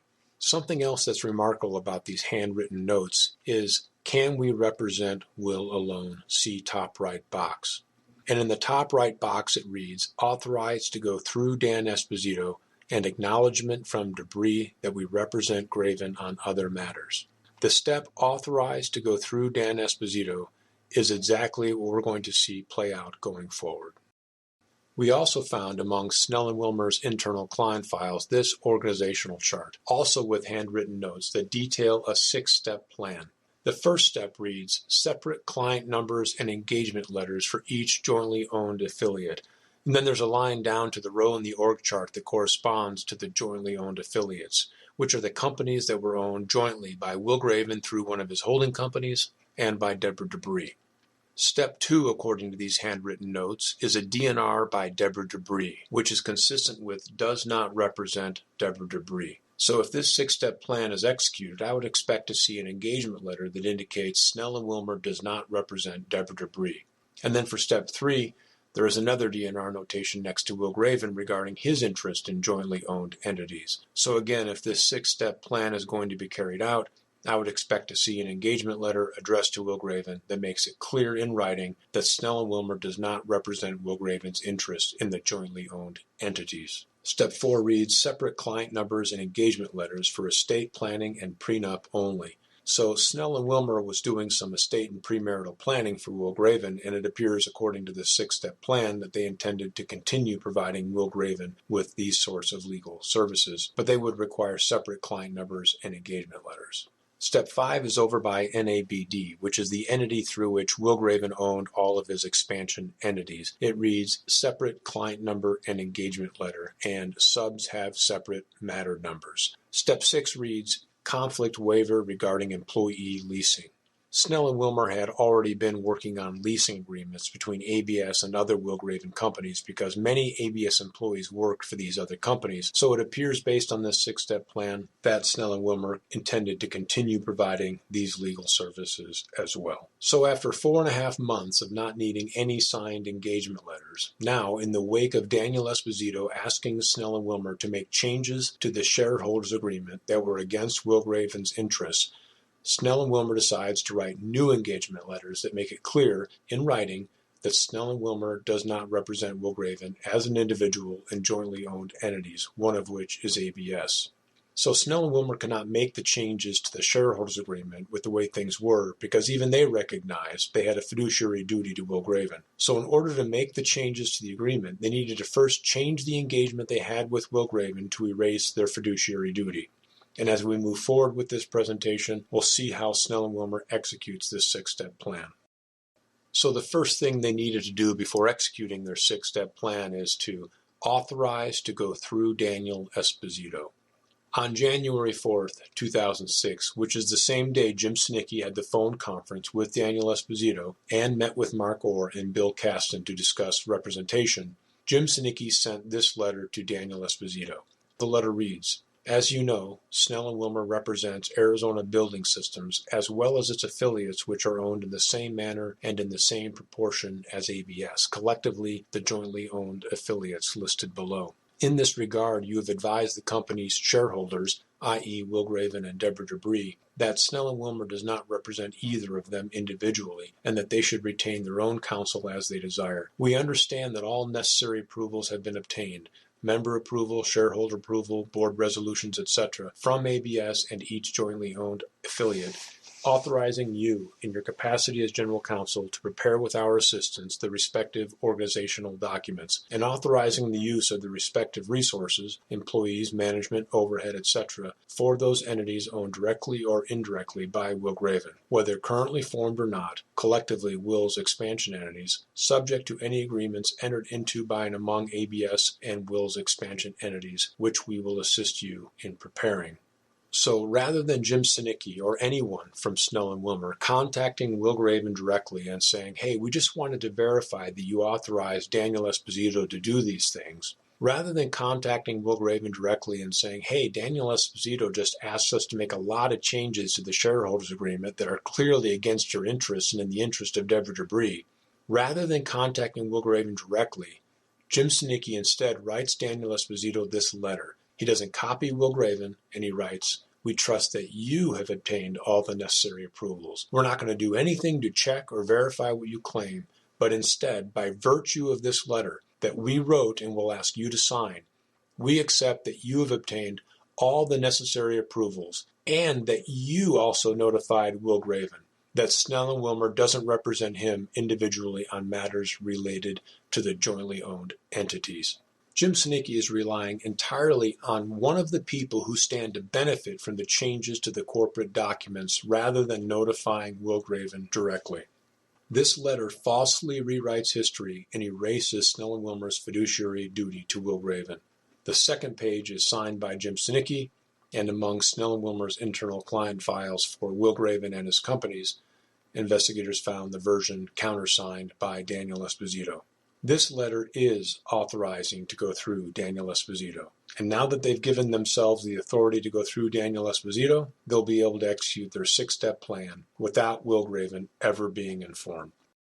And Jim Sinicki's letter referenced the jointly owned entities, so here's a quick reminder of what those entities are and where they fit into the organizational chart. And you can see that it's very similar to the handwritten notes that we found in Snell and Wilmer's internal client files for Will Graven and his company. So there was no confusion at Snell and Wilmer regarding who owned what. And this is important because soon Bill Caston will claim that Will Graven's network of companies was not previously clear. And Jim Sinicki will later take a new interest in avoiding confusion. The same confusion he enabled by not requiring any engagement letters and not having any of these critically important discussions directly with Will Graven.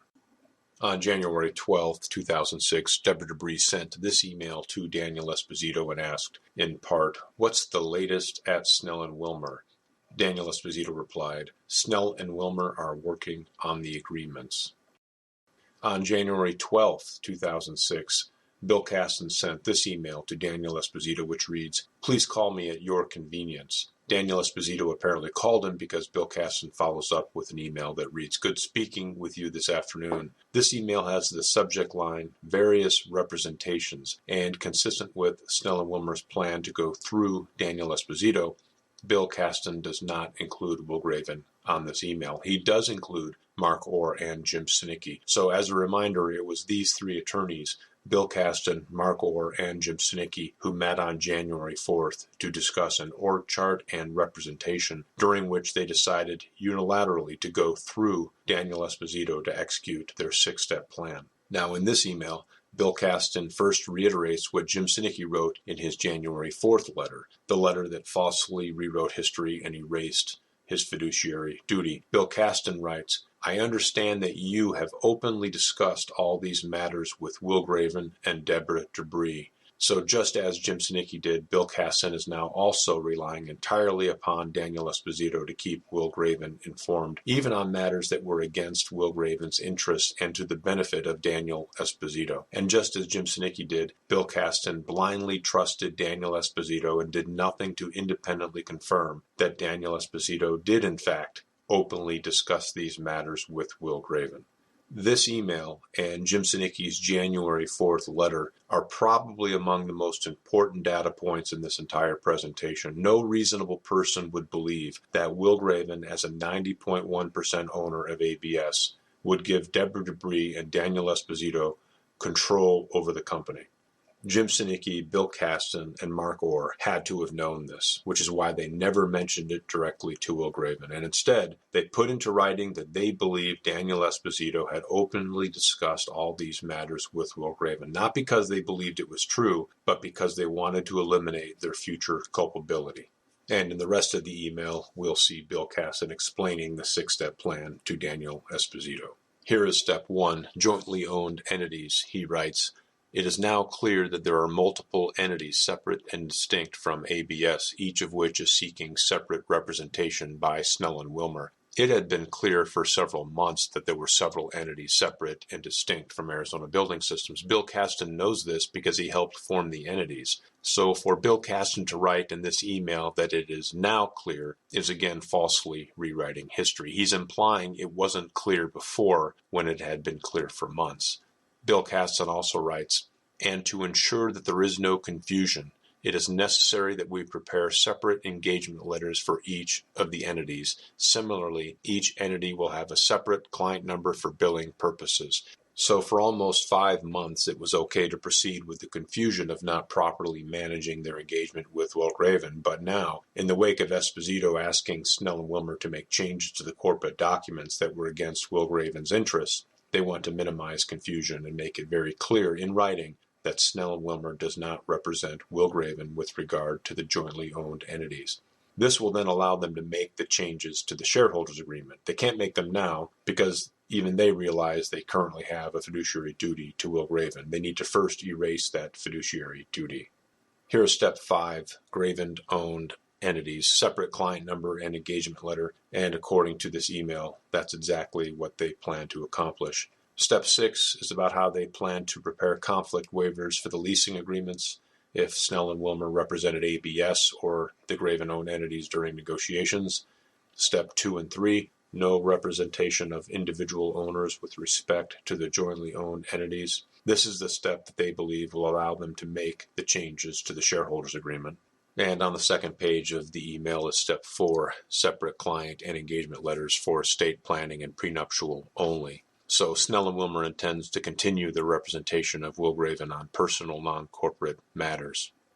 So Bill Caston has explained to Daniel Esposito all 6 steps of their 6-step plan. On January 19, 2006, Bill Caston sent this email to Daniel Esposito and copied Jim Sinicki. The email reads, I spoke with Jim Sinicki. He will review the engagement letters tomorrow, and pending his comments as well as his discussions with Deb, will send them out likely Monday or Tuesday of next week.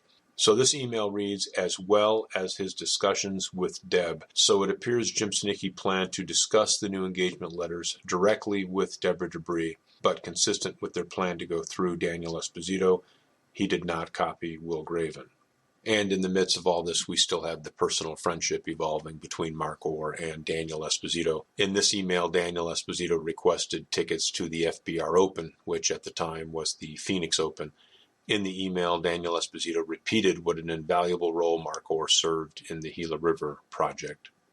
Here's an email from Jim Sinicki to Daniel Esposito, which reads, as you know, we are opening up many new client numbers for various related entities and the new WG entity. My accounting office has informed me that $30,000 roughly billed on 12/14 is past due. Can you get this paid this coming week promptly?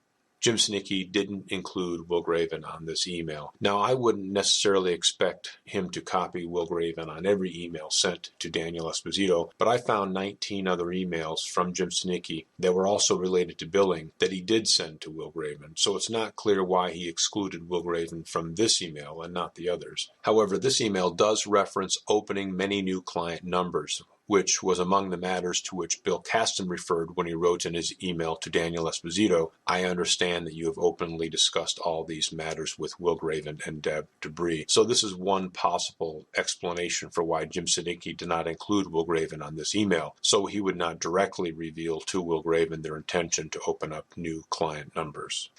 Investigators obtained certified bank records for ABS, and these records show that Will Graven was in the office on January 23rd signing checks. He signed 12 checks, including each of these on January 23rd. But Daniel Esposito asked Deborah Debris to sign this check to Snell and Wilmer.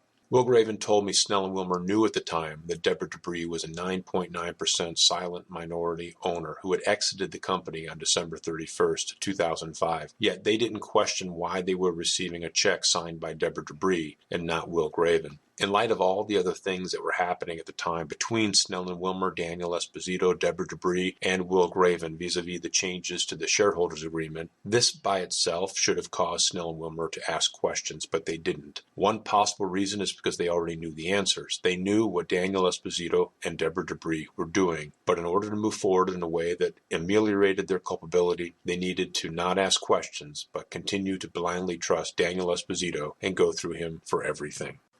On January 24, 2006, Bill Caston sent this email to Daniel Esposito and copied Jim Sinicki, Mark Orr, and Mark Bond, who was another Snell and Wilmer attorney who at the time worked on Will Graven's estate planning and prenuptial agreement. The email reads, Jim has completed and signed the various letters, i.e. engagement and other letters to Will and Deborah clarifying who we represent. Once Deb, Will, and you sign each of the letters, I can get started on the documents. So this email makes it very clear that Bill Caston isn't going to make any changes to the corporate documents until Deborah Debris, Will Graven, and Daniel Esposito signed the new representation letters. So this is further evidence that Bill Caston, Mark Orr, and Jim Sinicki recognized changes to the shareholders' agreements were against Will Graven's interest, and because of their existing fiduciary duty to Will Graven, they couldn't make those changes until Will Graven signed the new representation letters, which made it very clear in writing, if not in practice, that Snell and Wilmer did not represent Will Graven on the jointly owned entities. This would allow Snell and Wilmer to do things related to the jointly owned entities that were against Will Graven's interests.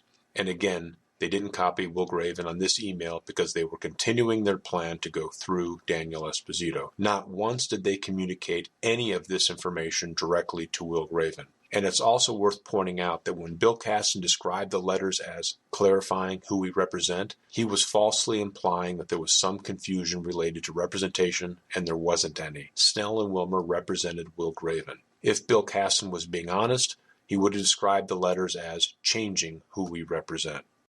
On January 26, 2006, the relationship between Daniel Esposito and Mark Orr continued to deepen. In this email, Daniel Esposito writes, "I trust your judgment in all the matters you are handling. You are my friend foremost as well as my colleague." On January 27, 2006, Bill Caston sent this email to Daniel Esposito, which reads, "How are the engagement and other letters doing?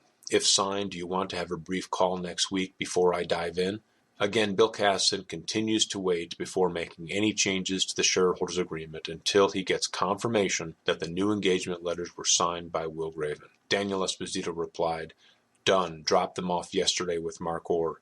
Snell and Wilmer now has the signed documents they need to make the changes to the ABS corporate documents. If we take a close look at the representation letter that Jim Sinicki drafted and gave to Daniel Esposito to get Will Graven to sign, it reads very clearly, "With respect to our representation of each jointly owned entity, including but not limited to drafting the operating agreements and similar organizational documents for each jointly owned entity, our only client will be, in each instance, the jointly owned entity and not you or Ms. Deborah Debris. Although we will represent you in limited matters unrelated to the jointly owned entities as specifically set forth in a separate engagement letter between you and Snell and Wilmer, we will not represent you in any matter with respect to the jointly owned entities, including but not limited to negotiating and drafting the operating agreements and similar organizational documents for each jointly owned entity." The fact that Jim Sinicki would include the verbiage drafting the operating agreements and similar organizational documents twice is consistent with Jim Sinicki again proactively trying to eliminate Snell and Wilmer's culpability for the acts they were about to commit. That is, make changes to the shareholders agreement that were against Will Graven's interests. And the letter continues, "As you know, Snell and Wilmer represents WG North American Building and Development LLC in matters unrelated to the jointly owned entities." And the second page of the letter, for the third time, specifically identifies what they're about to do. "With respect to drafting the operating agreements and organizational documents, we will, of course, provide you, either directly or if you should decide to retain counsel, through that counsel. And we'll see later that's exactly what they're going to do, provide copies of the new shareholders agreement to Will Graven through Daniel Esposito." And now for the fourth time, Jim Sinicki specifically mentions the operating agreement. "With respect to our representation of the jointly owned entities, including but not limited to our preparation of the operating agreements, we will only be representing the jointly owned entity and protecting only its interests. We will later see that even this is false, as Snell and Wilmer will later try to protect Deborah Debris' interests in ABS, which is a jointly owned entity." And the letter continues, "I know you have a good relationship with each jointly owned entity and Deborah Debris. However, in a business relationship such as this, matters may arise where the interest of a jointly owned entity or Deborah Debris differ from yours. In such circumstances, we will be representing only the jointly owned entities, as the case may be, and not your interests. You have acknowledged that you understand that to be the case." Jim Sinicki writes that matters may arise, like it's some future possibility. As he wrote this letter, he knew with certainty that Snell and Wilmer had already been asked to do something that was against Will Graven's interests. But in this letter, he falsely described it as some possible event that might happen someday in the future. He also writes, "I have not sent this letter because I foresee difficulties between you and any of the jointly owned entities or Deborah Debris in the future." This statement blatantly contradicts the facts. Jim Sinicki knew Snell and Wilmer was about to make significant changes to the corporate documents that were against Will Graven's interests. The only way this would not have created difficulties is if they planned to conceal the changes from Will Graven into perpetuity. The letter continues, "It is prudent, however, to make sure up front that there is no misunderstanding about the relationships between our firm and those with whom we have dealings. That's why I'm writing this letter now. It was prudent to eliminate misunderstandings 5 months ago. It wasn't until Daniel Esposito asked Bill Caston to change the shareholders' agreement contrary to Will Graven's interest before Jim Sinicki decided it was prudent to put the scope of their representation into writing. So after 5 months of representing Will Graven as an individual on a variety of corporate matters, including the jointly owned entities, his expansion entities, and as an individual on private matters, and leading Will Graven to believe that he was Snell and Wilmer's client, this new representation letter carved out a jointly owned entities exception. So Jim Sinicki's saying, Will, we're going to represent you and your companies. We're going to help you with your estate planning, your prenuptial agreement. We're going to help you with the complexities of the Gila River project. We're going to help you with all of these matters. We are your go-to attorney for all your legal needs.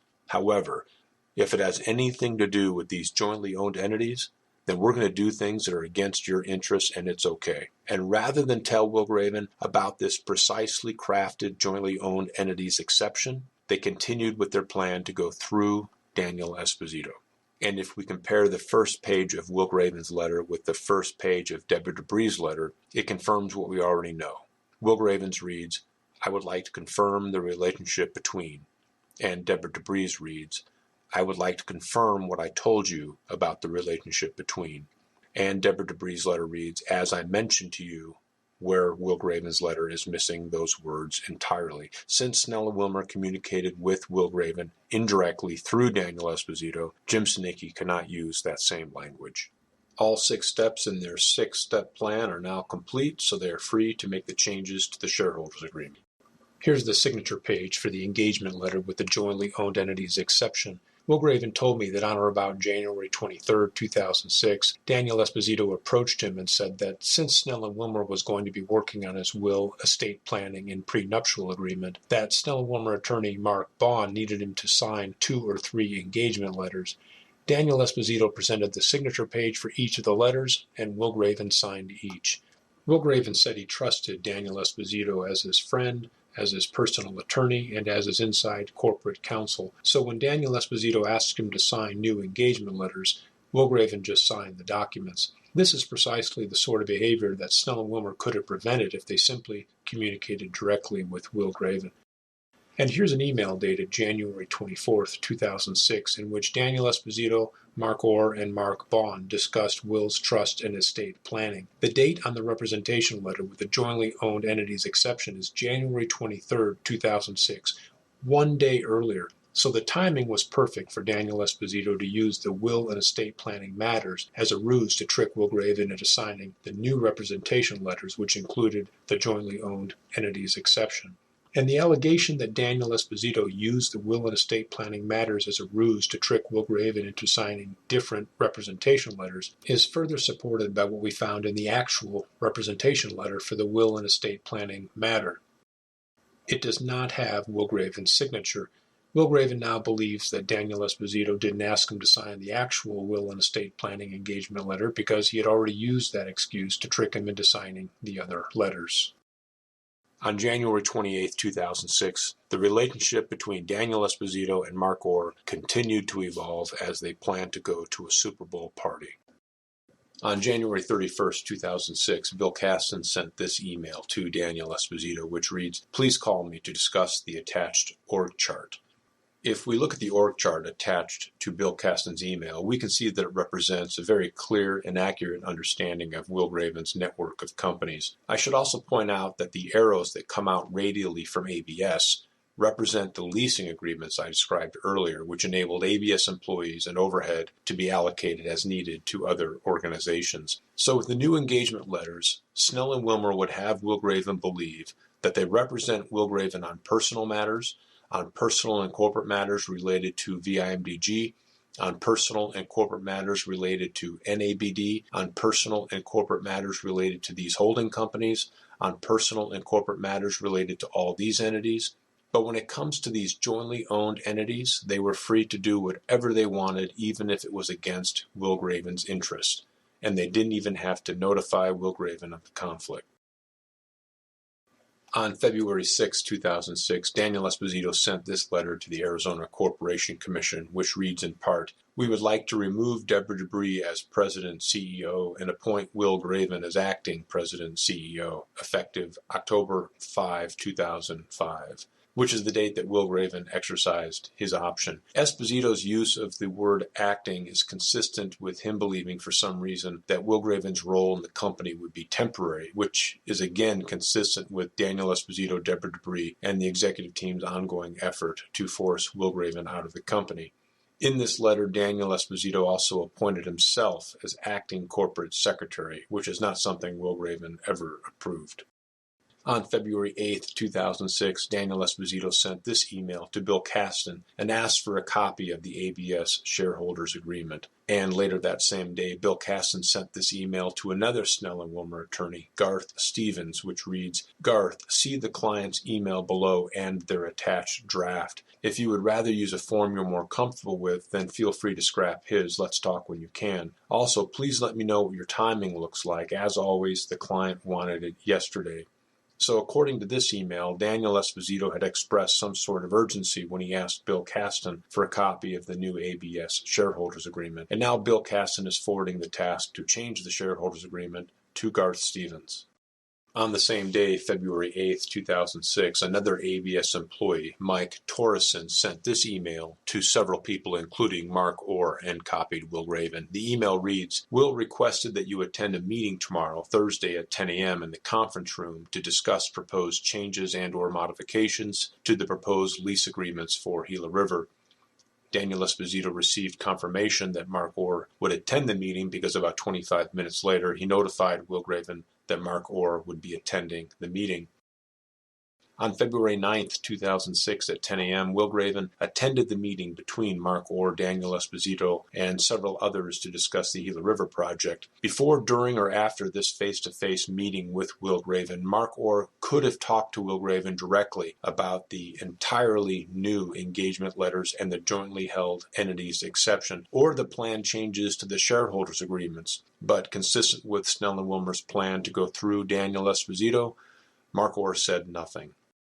On February 13, 2006, Garth Stevens forwarded the email he had received from Bill Kasten to another Snell and Wilmer attorney, Brian Burt. So Bill Kasten forwarded Daniel Esposito's request to modify the shareholders agreement to Garth Stevens, and then Garth Stevens forwarded the request to Brian Burt. All three are Snell and Wilmer attorneys. On February 13, 2006, Brian Burt billed 0.6 hours for work he described as discussion with B. Kasten regarding preparation of shareholders agreement for Arizona Building Systems and prepare same. So now Snell and Wilmer attorney Brian Burt is starting to work on the changes that Daniel Esposito and Deborah Debris had first requested from Bill Kasten back on December 14th of 2005. And on February 15th, 2006, Brian Burt billed another 4.8 hours for work he described as review D. Esposito's draft of shareholders agreement for Arizona Building Systems and related email and prepare same.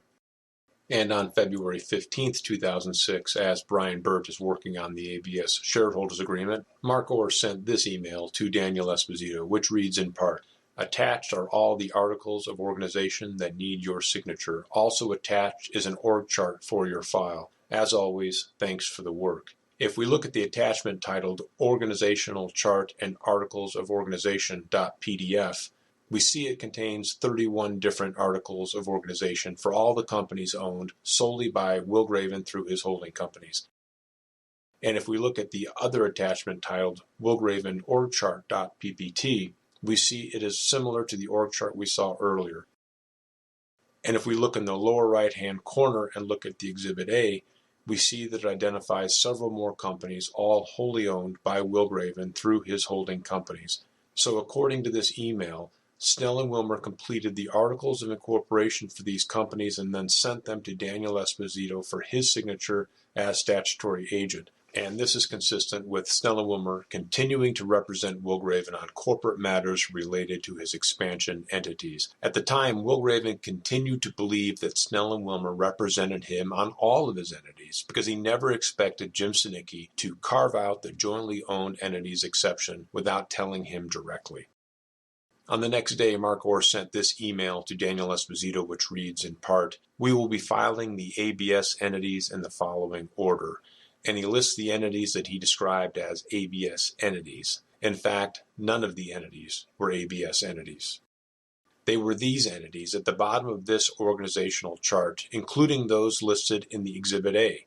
These are the same companies for which Snell and Wilmer had just completed the Articles of Incorporation, so they knew they were not ABS entities. They were owned 100% by Will Graven through his holding companies.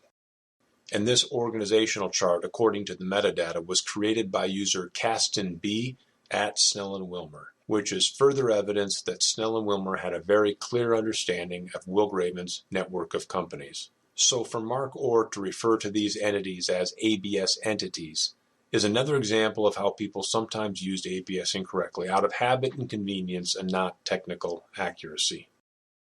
On February 16, 2006, Brian Burt continued to work on the new ABS shareholders agreement, billing 6.2 hours he described as review Deborah Debris' employment agreement, Arizona Building Systems Articles of Incorporation in connection with the Arizona Building Systems shareholders agreement, and prepare same.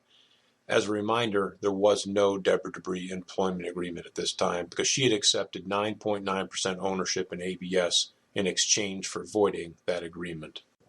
And now that Brian Burt is finished with his first revision to the ABS shareholders agreement, on February 17th, Bill Caston billed just over an hour and began his review of the agreement. On February 20th, Bill Caston billed almost 2 hours and continued his review. On February 21st, Bill Caston billed 2 hours, continued his review, and discussed the agreement with Brian Burt. And then on February 22nd, Brian Burt billed just over 3 hours, discussed the agreement with Bill Caston, and made some additional changes. And then on February 23rd, Bill Caston billed 1.3 hours and made some additional changes to the agreement prior to sending it to Mark Orr. And then also on February 23rd, Brian Burt billed 0.6 hours, discussed the agreement with Bill Caston, and made some additional changes.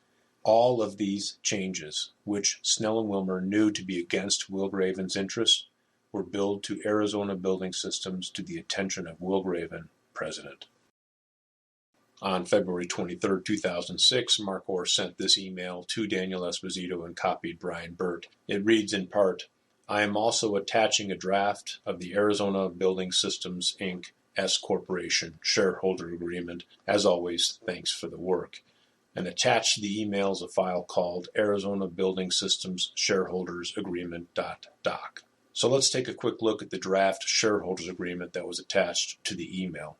This language identifies one of the purposes of the agreement to limit the manner and terms by which the company's securities may be transferred. Will Graven told me as a 90.1% majority owner, he would not have agreed to any limitations as he didn't feel like he needed to get Deborah Debris' permission to transfer or sell some or all of his securities. This language established the number of directors on the board to be 3 people. One person designated by Will Graven, another by Deborah Debris, and another by mutual agreement of Deborah Debris and Will Graven. Deborah Debris said to me in a subsequent interview that she believes the third person would have been Daniel Esposito.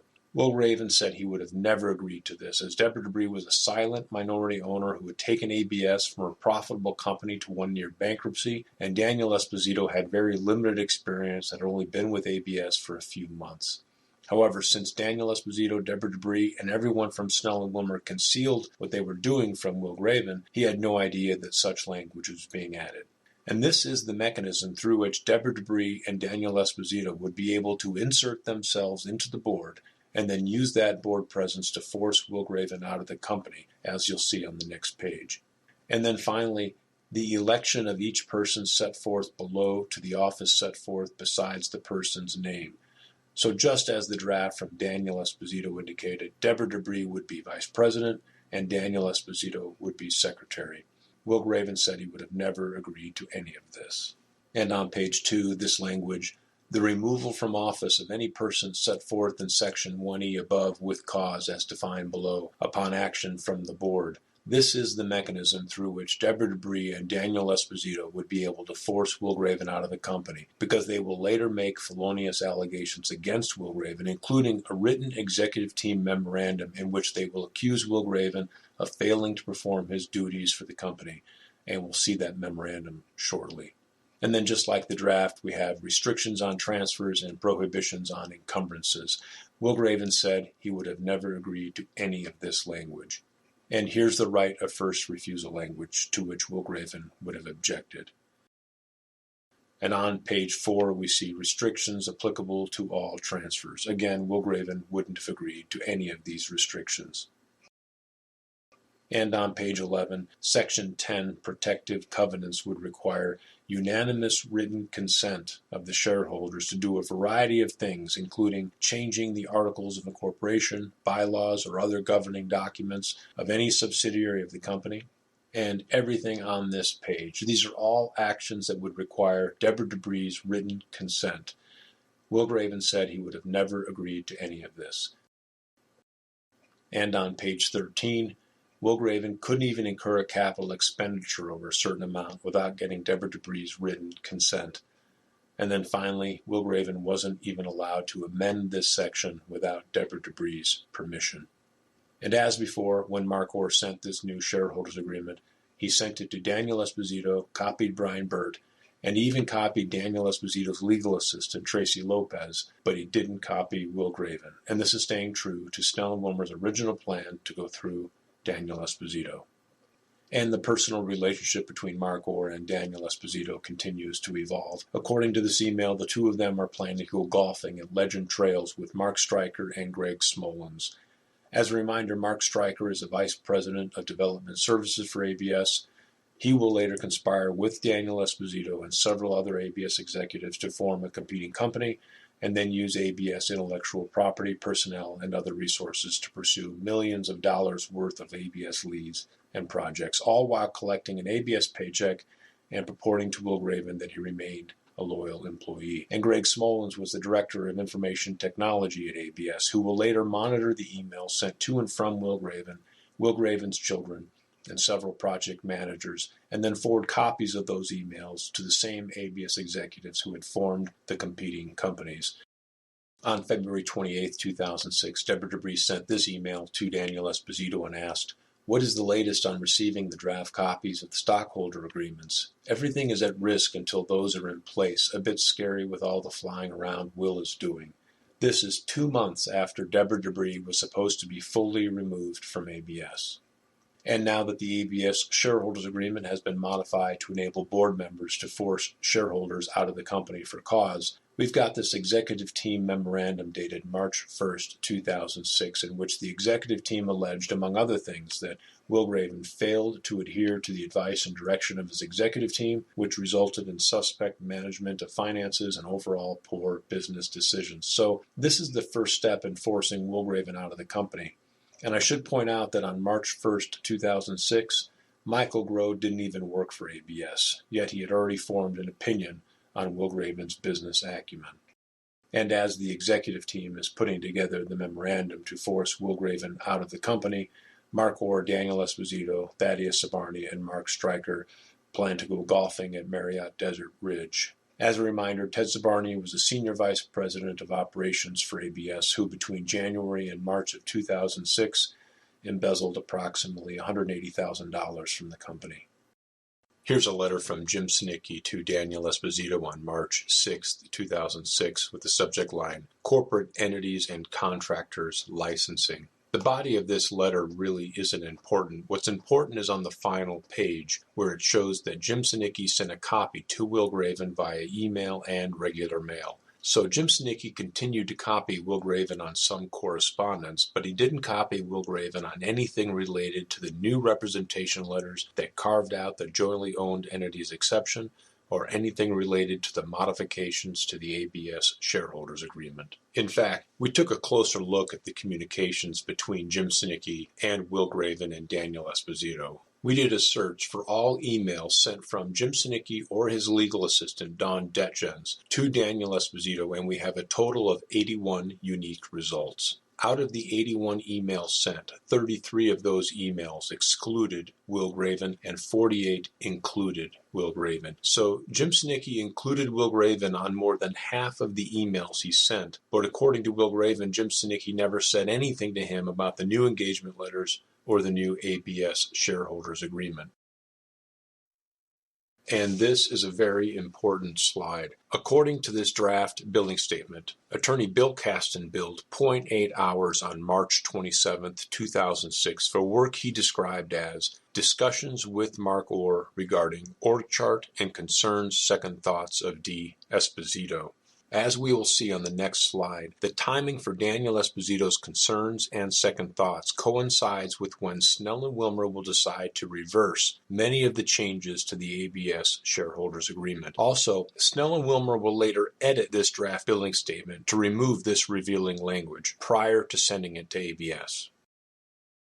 So on the same day that Daniel Esposito expressed his concerns and second thoughts, Brian Burt billed 1.9 hours for work he described as Revise Arizona Building and Development Shareholders Agreement, an email to T. Lopez regarding same. And here's the corresponding email from Brian Burt to Tracy Lopez with a copy to Mark Orr. It was sent on March 27th at almost 11 p.m. The email reads, attached per Urandan's comments is a revised version of the Arizona Building and Development Shareholders Agreement. The email warns, Will is now the sole director and president. You indicated that Deborah will not be an officer or director of the company, nor play any day-to-day management role. And since Will is now the sole director, he, as the board, now has the power in Section 2, Restrictions on Transfer. Strongly consider whether we should modify that section to give Deborah an equal or at least some say over those decisions. Please consider and have Will and Deborah discuss. So it appears now that Snell and Wilmer is looking out for Deborah Debris' interests instead of Will Graven's. And consistent with their plan to go through Daniel Esposito, Brian Burt is directing Tracy Lopez to have Will and Deborah discuss, rather than Brian Burt having the conversation directly with Will Graven. And now on the second page of this email, we have Brian Burt continuing to look after the interests of Deborah Debris by highlighting that the only source of control she's going to have over ABS is through the protective covenants in Section 10. And again, rather than picking up the phone and talking directly to Will Graven, Brian Burt instead relied upon Daniel Esposito's legal assistant, Tracy Lopez, to effectively communicate these legal nuances to Will Graven. And if we look at the header of the email, they again did not include Will Graven. And as soon as Tracy Lopez received this email the next morning at roughly 7 a.m., she forwarded to Daniel Esposito and commented, wow, we really put him to work. Look at the time. On April 4th, 2006, Jim Sinicki's legal assistant, Dawn Detjen, sent this email to Daniel Esposito and copied Mark Orr in Jim Sinicki. The email reads, Dan, pursuant to your request to Mark Orr, attached are the January and February statements and a draft of the March bill, and she attached the statements to the email. So if we compare the draft March billing statement with the final March billing statement, we see some differences between the entries. On the draft statement, Bill Kasten had the word began and then removed it from the final billing statement. I don't think there's anything remarkable about that change. Brian Burt changed this billing entry. Again, nothing remarkable about that. Here's a new billing entry on March 9th. Again, nothing remarkable about that. On page 2 of the draft, we have the concerns, second thoughts entry that I described earlier. And on the final bill, it's been changed. Instead of concerns and second thoughts, it now reads input of D. Esposito. So at some point after Daniel Esposito reviewed the draft language, someone at Snell and Wilmer decided to remove the language about Daniel Esposito having concerns and second thoughts about the ABS shareholders agreement prior to finalizing the bill and sending it to ABS. This raises the obvious unanswered question. Why change this language at all? Comparing the remainder of the bill, Brian Burt added on March 27th, Revise Arizona Building and Development Shareholders Agreement, and email to T. Lopez regarding same. This entry corresponds to when Brian Burt reversed many of the changes to the shareholders agreement and then emailed the new version to Tracy Lopez at about 11 p.m. on March 27th. This too is very important. Not only did someone at Snell and Wilmer remove the reference to Daniel Esposito having concerns and second thoughts, someone also changed the addressee on this billing statement. Instead of sending it to Will Graven like all the other billing statements, this March billing statement for this one matter is the first and only billing statement up to this point sent to Daniel Esposito. And as before, this email included Mark Orr, Daniel Esposito, and Jim Sinicki, but nobody included Will Graven.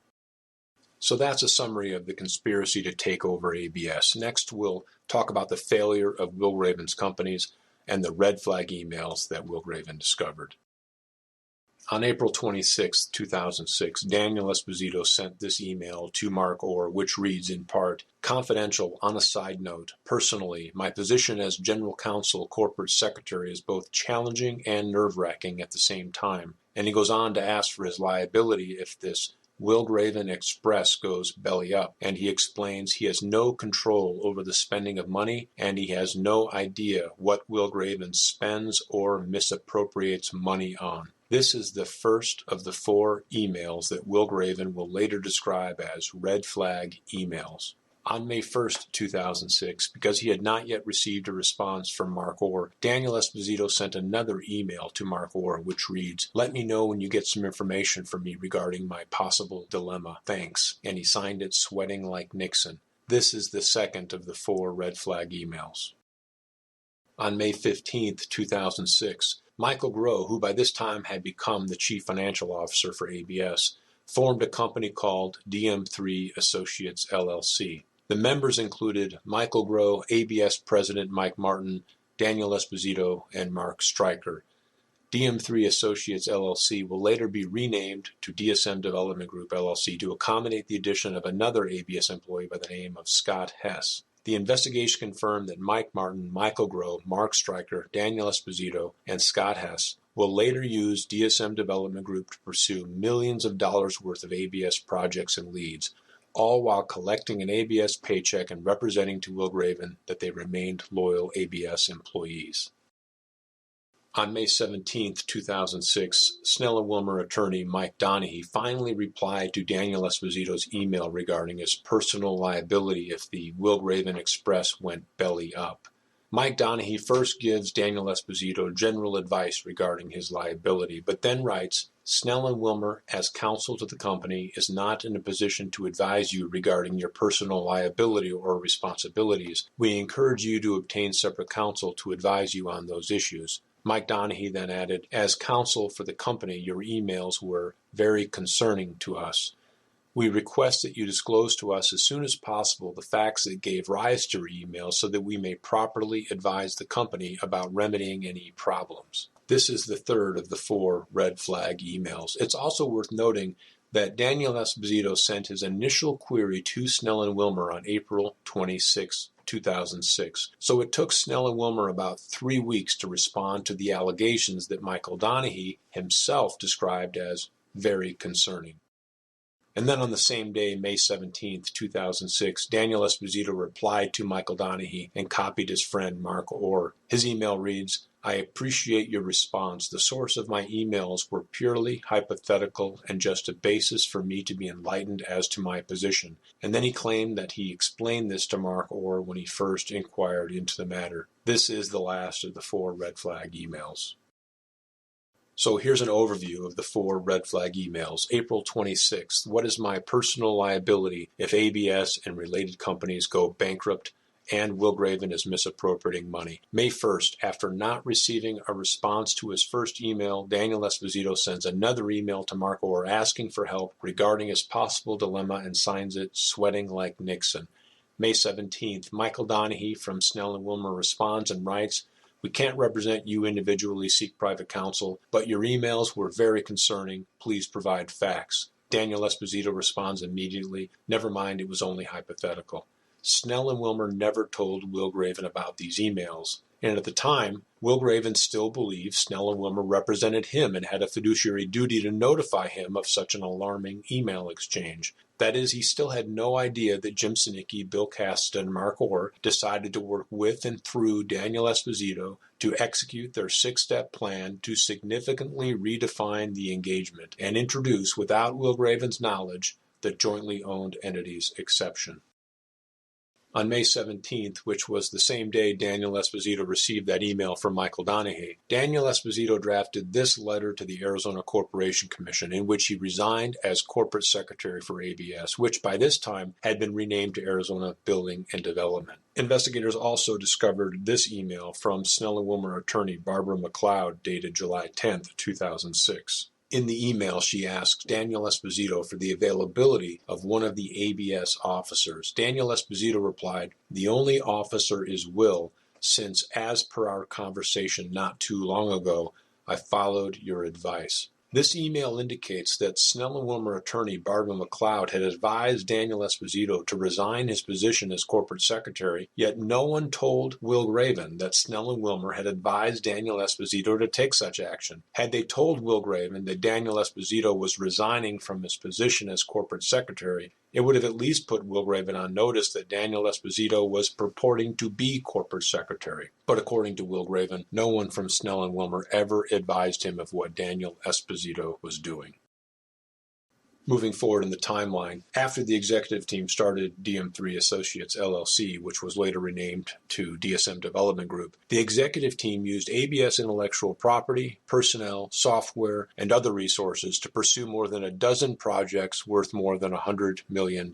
These employees didn't leave ABS to form this competing company. They stayed at ABS, continued to collect an ABS paycheck, and continued to represent to Wilgraven that they remained loyal ABS employees. On November 3, 2006, Daniel Esposito sent this email to Michael Groh and Mike Martin, which reads, "Cash those checks. Be prepared to rape and pillage the office next week for everything we can get. I figure I will knock out Dave Harrington and chase everyone else out of the office, then out the back door with every printer, copier, computer, etc., and off to DSM."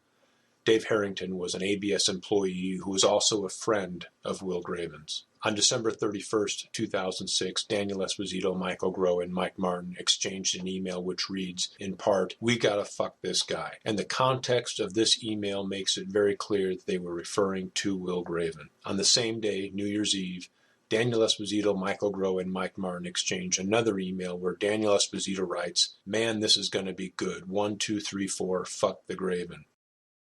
Investigators interviewed Monica Chanel Flores, who was an ABS employee who sat near the shredder. According to her statement, between December 2006 and February 2007, she saw Michael Groh, Michael Martin, but mostly Daniel Esposito, constantly overfilling the shredder. She indicates that in one particular week they had to empty the shredder container 3 times, which is why it caught her attention. During a subsequent free talk with Michael Groh, who, as I mentioned, is now cooperating, he admitted that he destroyed job cost reports and that he observed Daniel Esposito shred thousands of unidentified documents for unknown reasons. Wilgraven provided investigators with a copy of this color-coded index that appears to reference several documents. He said he found it in the desk of Rose Campos, who was Daniel Esposito's legal assistant at ABS. Investigators interviewed Rose Campos, and she confirmed she did indeed create this index and that it referred to the documents in Daniel Esposito's filing cabinet. You can see that there's a section titled Snell and Wilmer, and that it goes on for several rows in this index, which, by the way, is about 50 pages long, and according to Wilgraven refers to tens of thousands of pages of documents. Unfortunately, all these documents are now missing. Wilgraven believes either Daniel Esposito shred them or took them with him when he left ABS. In late January 2006, the ABS executive team forged several documents resulting in losses of $200,000. They used $29,000 in ABS funds without authorization to purchase a personal use 2006 Ford Expedition. They also worked with the Director of Information Technology, Greg Smolens, to monitor emails to and from Wilgraven, to and from his children, and to and from several project managers. They received approximately $90,000 in excess income by processing raises for each other without authorization. They stole construction rubble worth about $85,000. They worked with officials from the city of Victorville to forge a contract that resulted in losses of $8.5 million. They used ABS funds and credit to purchase a 2007 Pontiac Solstice for Mike Martin, which he took with him when he left ABS. This vehicle was later repossessed when the ABS bank accounts ran out of money and the automatic payments failed. One payment was even deducted directly from Wilgraven's personal account. They started yet another competing company called Commercial Steel Systems and then continued to use ABS intellectual property to pursue millions of dollars in ABS leads for the benefit of Commercial Steel Systems. Esposito resigned without notice, and when he left, took with him several bankers' boxes full of documents and destroyed others. Collectively, this is what the executive team referred to when Daniel Esposito wrote in an email that it was time to rape and pillage the office. Moving forward in the timeline, on February 12, 2007, Daniel Esposito, Michael Groh, and Mike Martin exchanged these emails using their Commercial Steel Systems email accounts. Mike Martin wrote, "Clowns to the left of me, retards to the right. Here I am stuck in the middle with Will. As I look forward to the upcoming week, I know I have been left behind for a reason. I am to cover our tracks and assure our success. You both suck and I will pay you back." Michael Groh replied, "We love you too." And Esposito replied, "Ditto. Hey Mike, break out the beers. Party." The investigation confirmed that the idea to leave someone behind at ABS to cover their tracks and assure their success originated as early as June of 2006, after Bill Casta and Mark Orr learned that Daniel Esposito had concerns and second thoughts about the changes to the ABS shareholders agreement. And now here we are in February of 2007, and Mike Martin is still purporting to work at ABS. Just after this email, Mike Martin stopped showing up for work. He provided Wilgraven with different excuses about his kids being sick or him being sick from his purported cancer treatments. And then finally, in mid-March of 2007, Mike Martin dropped off his BlackBerry and said he would not be back. In about June of 2007, all of Wilgraven's companies went out of business. He estimates his losses due to the failure of all those companies, all their projects, and the loss of other assets is in excess of $200 million.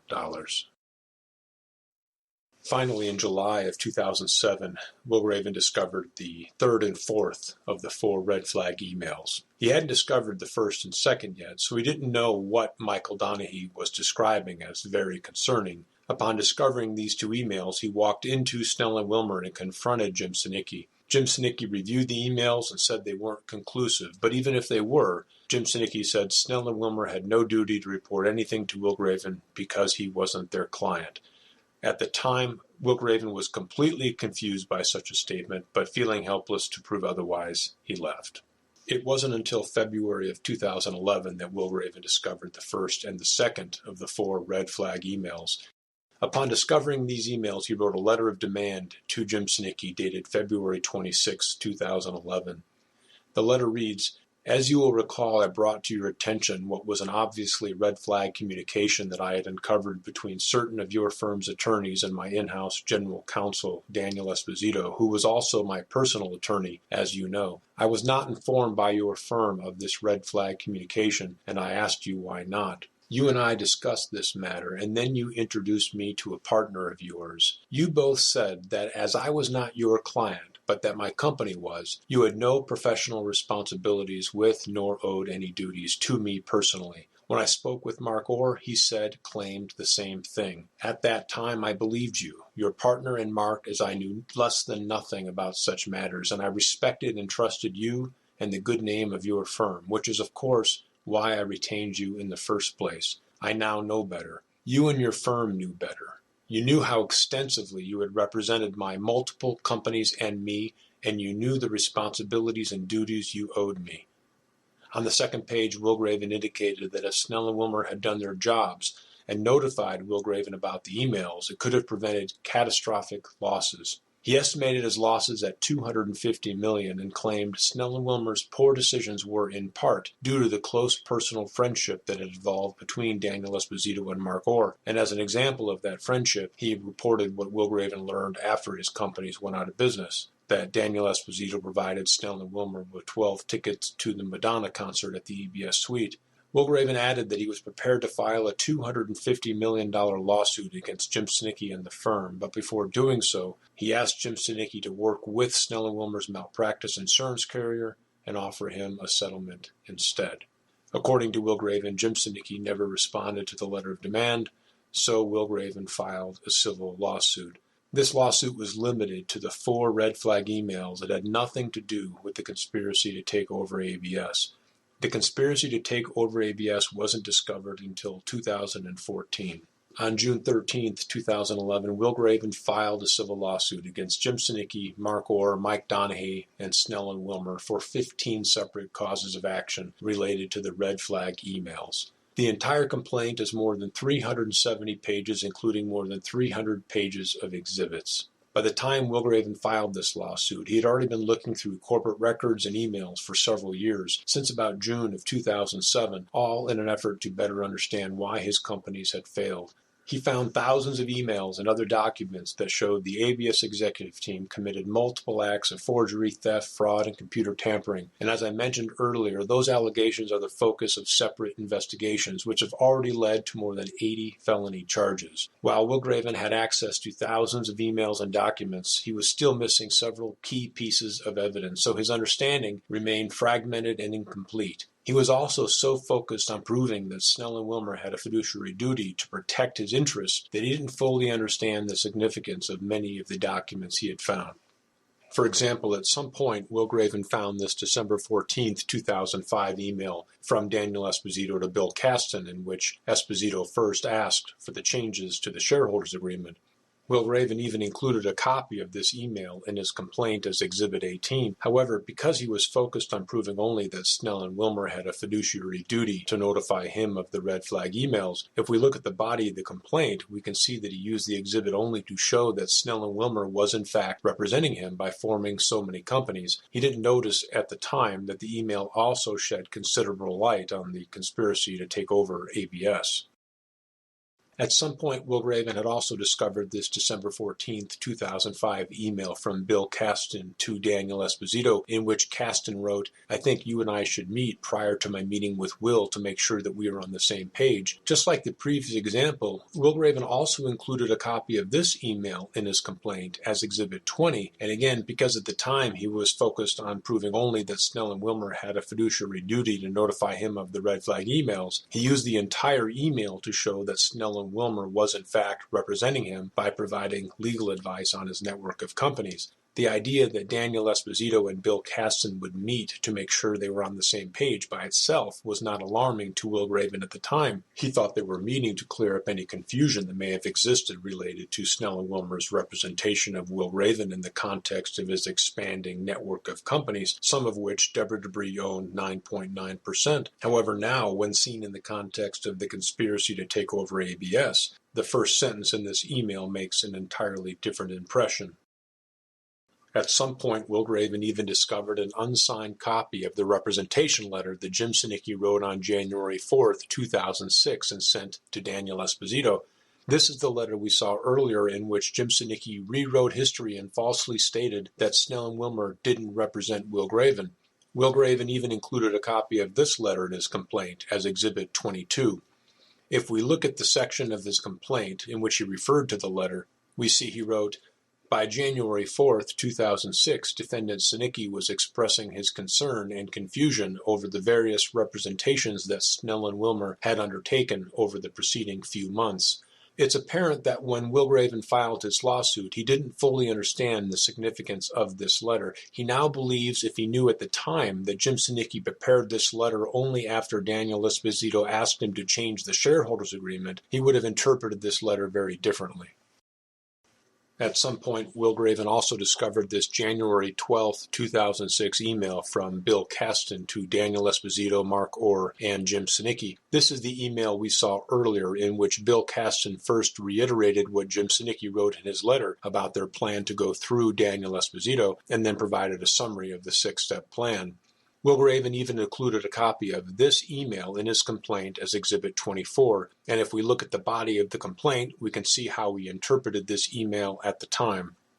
Will Graven first wrote, "By January 12, 2006, Snell and Wilmer was bringing additional clarity to the various representations, separating the various entities and establishing separate representation." And then he referred to paragraph 1 in the email, which addressed the jointly owned entities. Will Graven was trying to show that Snell and Wilmer had been representing him on multiple entities. Next he wrote, "By January 12, 2006, Snell and Wilmer was bringing additional clarity to the various representations by agreeing to also represent other entities which are owned entirely by Will Graven." And then he referred to paragraph 2 in the email, which addressed the Graven-owned entities. Next, Will Graven wrote, "By January 12, 2006, Snell and Wilmer was bringing additional clarity to the various representations, declaring it would not represent either Will Graven or Deborah Debris in personal matters." And then he referred to paragraph 3 in the email. This paragraph actually indicates that Snell and Wilmer wouldn't represent Will Graven or Deborah Debris personally on any corporate matters, but this wasn't clear to Will Graven at the time because it contradicted what he believed to be true, that Snell and Wilmer did represent him personally on corporate matters. Now keep in mind, we're talking about Will Graven's interpretation of these documents in June of 2011 when he filed the civil lawsuit against Snell and Wilmer for the red flag emails. He never saw these documents more than 5 years earlier in 2006 when Daniel Esposito and Deborah Debris first conspired with Snell and Wilmer to try to take over ABS. Next, Will Graven wrote, "By January 12, 2006, Snell and Wilmer was bringing additional clarity to the various representations, declaring it would represent Will Graven in personal, non-corporate matters." And then he referred to paragraph 4 in the email, which indicates Snell and Wilmer would represent Will Graven personally on non-corporate matters. When Will Graven filed his lawsuit, he was trying to emphasize that Snell and Wilmer had been representing him and had developed a fiduciary duty to notify him about the red flag emails. At the time, he knew nothing about the conspiracy to take over ABS, so he saw this email in an entirely different light than he does today. At some point, Will Graven also discovered this January 19, 2006 email from Bill Kasten to Daniel Esposito and Jim Sinicki. This is the email in which Bill Kasten provided Daniel Esposito with an update regarding the timing for the new engagement letters. Will Graven included a copy of this email with his complaint as Exhibit 25, and if we look at the body of the complaint, we can see how he interpreted this email at the time. First, Will Graven wrote, "By January 19, 2006, Snell and Wilmer had drafted separate engagement letters for each individual entity and party, including Will Graven for personal matters, but not so for Deborah Debris, who had her long-time personal representation." And by personal representation, Will Graven was referring to Deacon C.D. McDonald, Yetwin, and Lacey. Then Will Graven referred to the part of the email that described Jim Sinicki's plans to review the engagement letters. Next, Will Graven wrote, "By January 19, 2006, Snell and Wilmer held discussions with Deborah Debris to make certain that she understood Snell and Wilmer would also be representing Will Graven in substantially more corporate activity than her, and in Will Graven's personal matters." And then he referred to the part of the email that described Jim Sinicki's discussions with Deborah Debris. This interpretation is consistent with what Will Graven believed at the time, that Snell and Wilmer represented him on corporate activity and on personal matters such as estate and premarital planning. More than 5 years after the fact, Will Graven still had no idea that Snell and Wilmer had worked with and through Daniel Esposito to carve out the jointly held entities exception. And as we'll see later, Snell and Wilmer will wait until November 2, 2011, after the civil case is dismissed, to provide Will Graven with a copy of the engagement letter that reveals the jointly held entities exception. At some point, Will Graven also discovered this January 24, 2006 email from Bill Kasten to Daniel Esposito, Jim Sinicki, Mark Orr, and Mark Bond. This is the email we saw earlier in which Bill Kasten wrote, "Once Deb, Will, and you sign each of the letters, I can get started on the documents." Will Graven included a copy of this email with his complaint as Exhibit 27, and if we look at the body of the complaint, we can see how he interpreted this email at the time. First, Will Graven wrote, by January 24, 2006, Defendant Sinicki had completed and signed, on Snelling Wilmer's behalf, the various separate engagement letters for each individual entity and party, Wilgraven only, for personal matters. And then he referred to the part of the email that read, Jim has completed and signed the various letters. Next, Wilgraven wrote, by January 24, 2006, Defendant Sinicki had completed and signed, on Snelling Wilmer's behalf, letters for each individual party, Wilgraven and sometimes Deborah Debris, clarifying who Snelling Wilmer represented, Wilgraven only, for personal matters. And then he referred to the part of the email that read, other letters to Will and Deborah clarifying who we represent. When Wilgraven filed a civil lawsuit in 2011, he still didn't know, nor could he have known, the significance of the last sentence in this email. At the time, he was only trying to prove to the court that in 2005 and 2006, Snelling Wilmer had developed a fiduciary duty to notify him of the red flag emails. At some point, Wilgraven also discovered this email dated February 23, 2006. This is the email we saw earlier in which Mark Orr sent the draft of the new ABS shareholder agreement to Daniel Esposito, Brian Burt, and Tracy Lopez. Wilgraven included a copy of this email with his complaint as Exhibit 39. If we look at the body of the complaint, we can see how he interpreted this email at the time. Wilgraven wrote, by February 23, 2006, as evidenced by an attachment to this March 8 email, another Snelling Wilmer attorney from their Phoenix, Arizona office, Brian Burt, also began to work for Wilgraven and his companies, and then it referred to the part of the email that shows Brian Burt was copied. I should clarify that Wilgraven found this email attached to a March 8th email, which is why he described it the way he did. So the only reason Wilgraven included this email in his lawsuit was to show that an additional Snelling Wilmer attorney, Brian Burt, also worked for Wilgraven and his companies, again to prove to the court that Snelling Wilmer had developed a fiduciary duty to tell him about the red flag emails. Since that was his primary focus, he didn't at the time scrutinize the shareholders agreement that was attached to the email, which we reviewed in detail earlier in the presentation, the first page of which Wilgraven also included in his complaint. He now believes had he looked at the agreement more closely when he first filed his lawsuit, he would have quickly noticed that the changes were against his interests. It might appear at this point that Wilgraven missed a lot of warning signs in 2011, but we have to keep in mind what he was going through between 2007 and 2011. All of his companies had failed. He was personally bankrupt. He was representing himself on more than a dozen lawsuits against his executive team. He lived out of his car for several months, all while trying to review hundreds of thousands of emails and other documents to piece together why his companies had failed. It's understandable that he missed a few things, especially in light of the fact that it's taken our office about 4 years to get to this point, and we're still not finished. On July 1, 2011, Snelling Wilmer attorney Lisa Coulter, representing Snelling Wilmer, filed this motion to dismiss. Page 2 of her motion reads, ABS was a corporate client of Snelling Wilmer. While Wilgraven held an interest in ABS, Snelling Wilmer did not represent him with respect to any of the corporate entities and therefore owed no legal duties to him individually in terms of the services and advice provided to ABS or its affiliates. And on page 3 it continues, and Snelling Wilmer made it clear in writing that Snelling Wilmer represented only the corporate entities and did not and would not represent plaintiff or other shareholders individually with respect to the corporate matters. And she cites exhibits 22 and 24. If we look at the exhibits, we see that exhibit 22 is the January 4th representation letter that Jim Sinicki sent to Daniel Esposito. We've seen this letter a few times before. It's the one that rewrites history, falsely claims that Snelling Wilmer doesn't represent Wilgraven, and then blindly assumes that Daniel Esposito had obtained all the required approvals. Exhibit 24 is the January 12th email from Bill Caston to Daniel Esposito, in which Bill Caston continues with Snelling Wilmer's plan to go through Daniel Esposito and then explains their 6-step plan to write new engagement letters. What's interesting about her choice of exhibits is that she has in her possession the January 23rd engagement letter, the one that Daniel Esposito tricked Wilgraven into signing that introduced the jointly held entities exception, but for some reason she decided not to use it. Instead, she just referred to the exhibits that Wilgraven had included in his complaint. It's not clear at this point if Lisa Coulter knew the true history and scope of Snell and Wilmer's engagement with Wilgraven, or if for some reason she questioned the authenticity of the January 23rd engagement letter, but why she decided not to use it in her motion to dismiss is an unanswered question.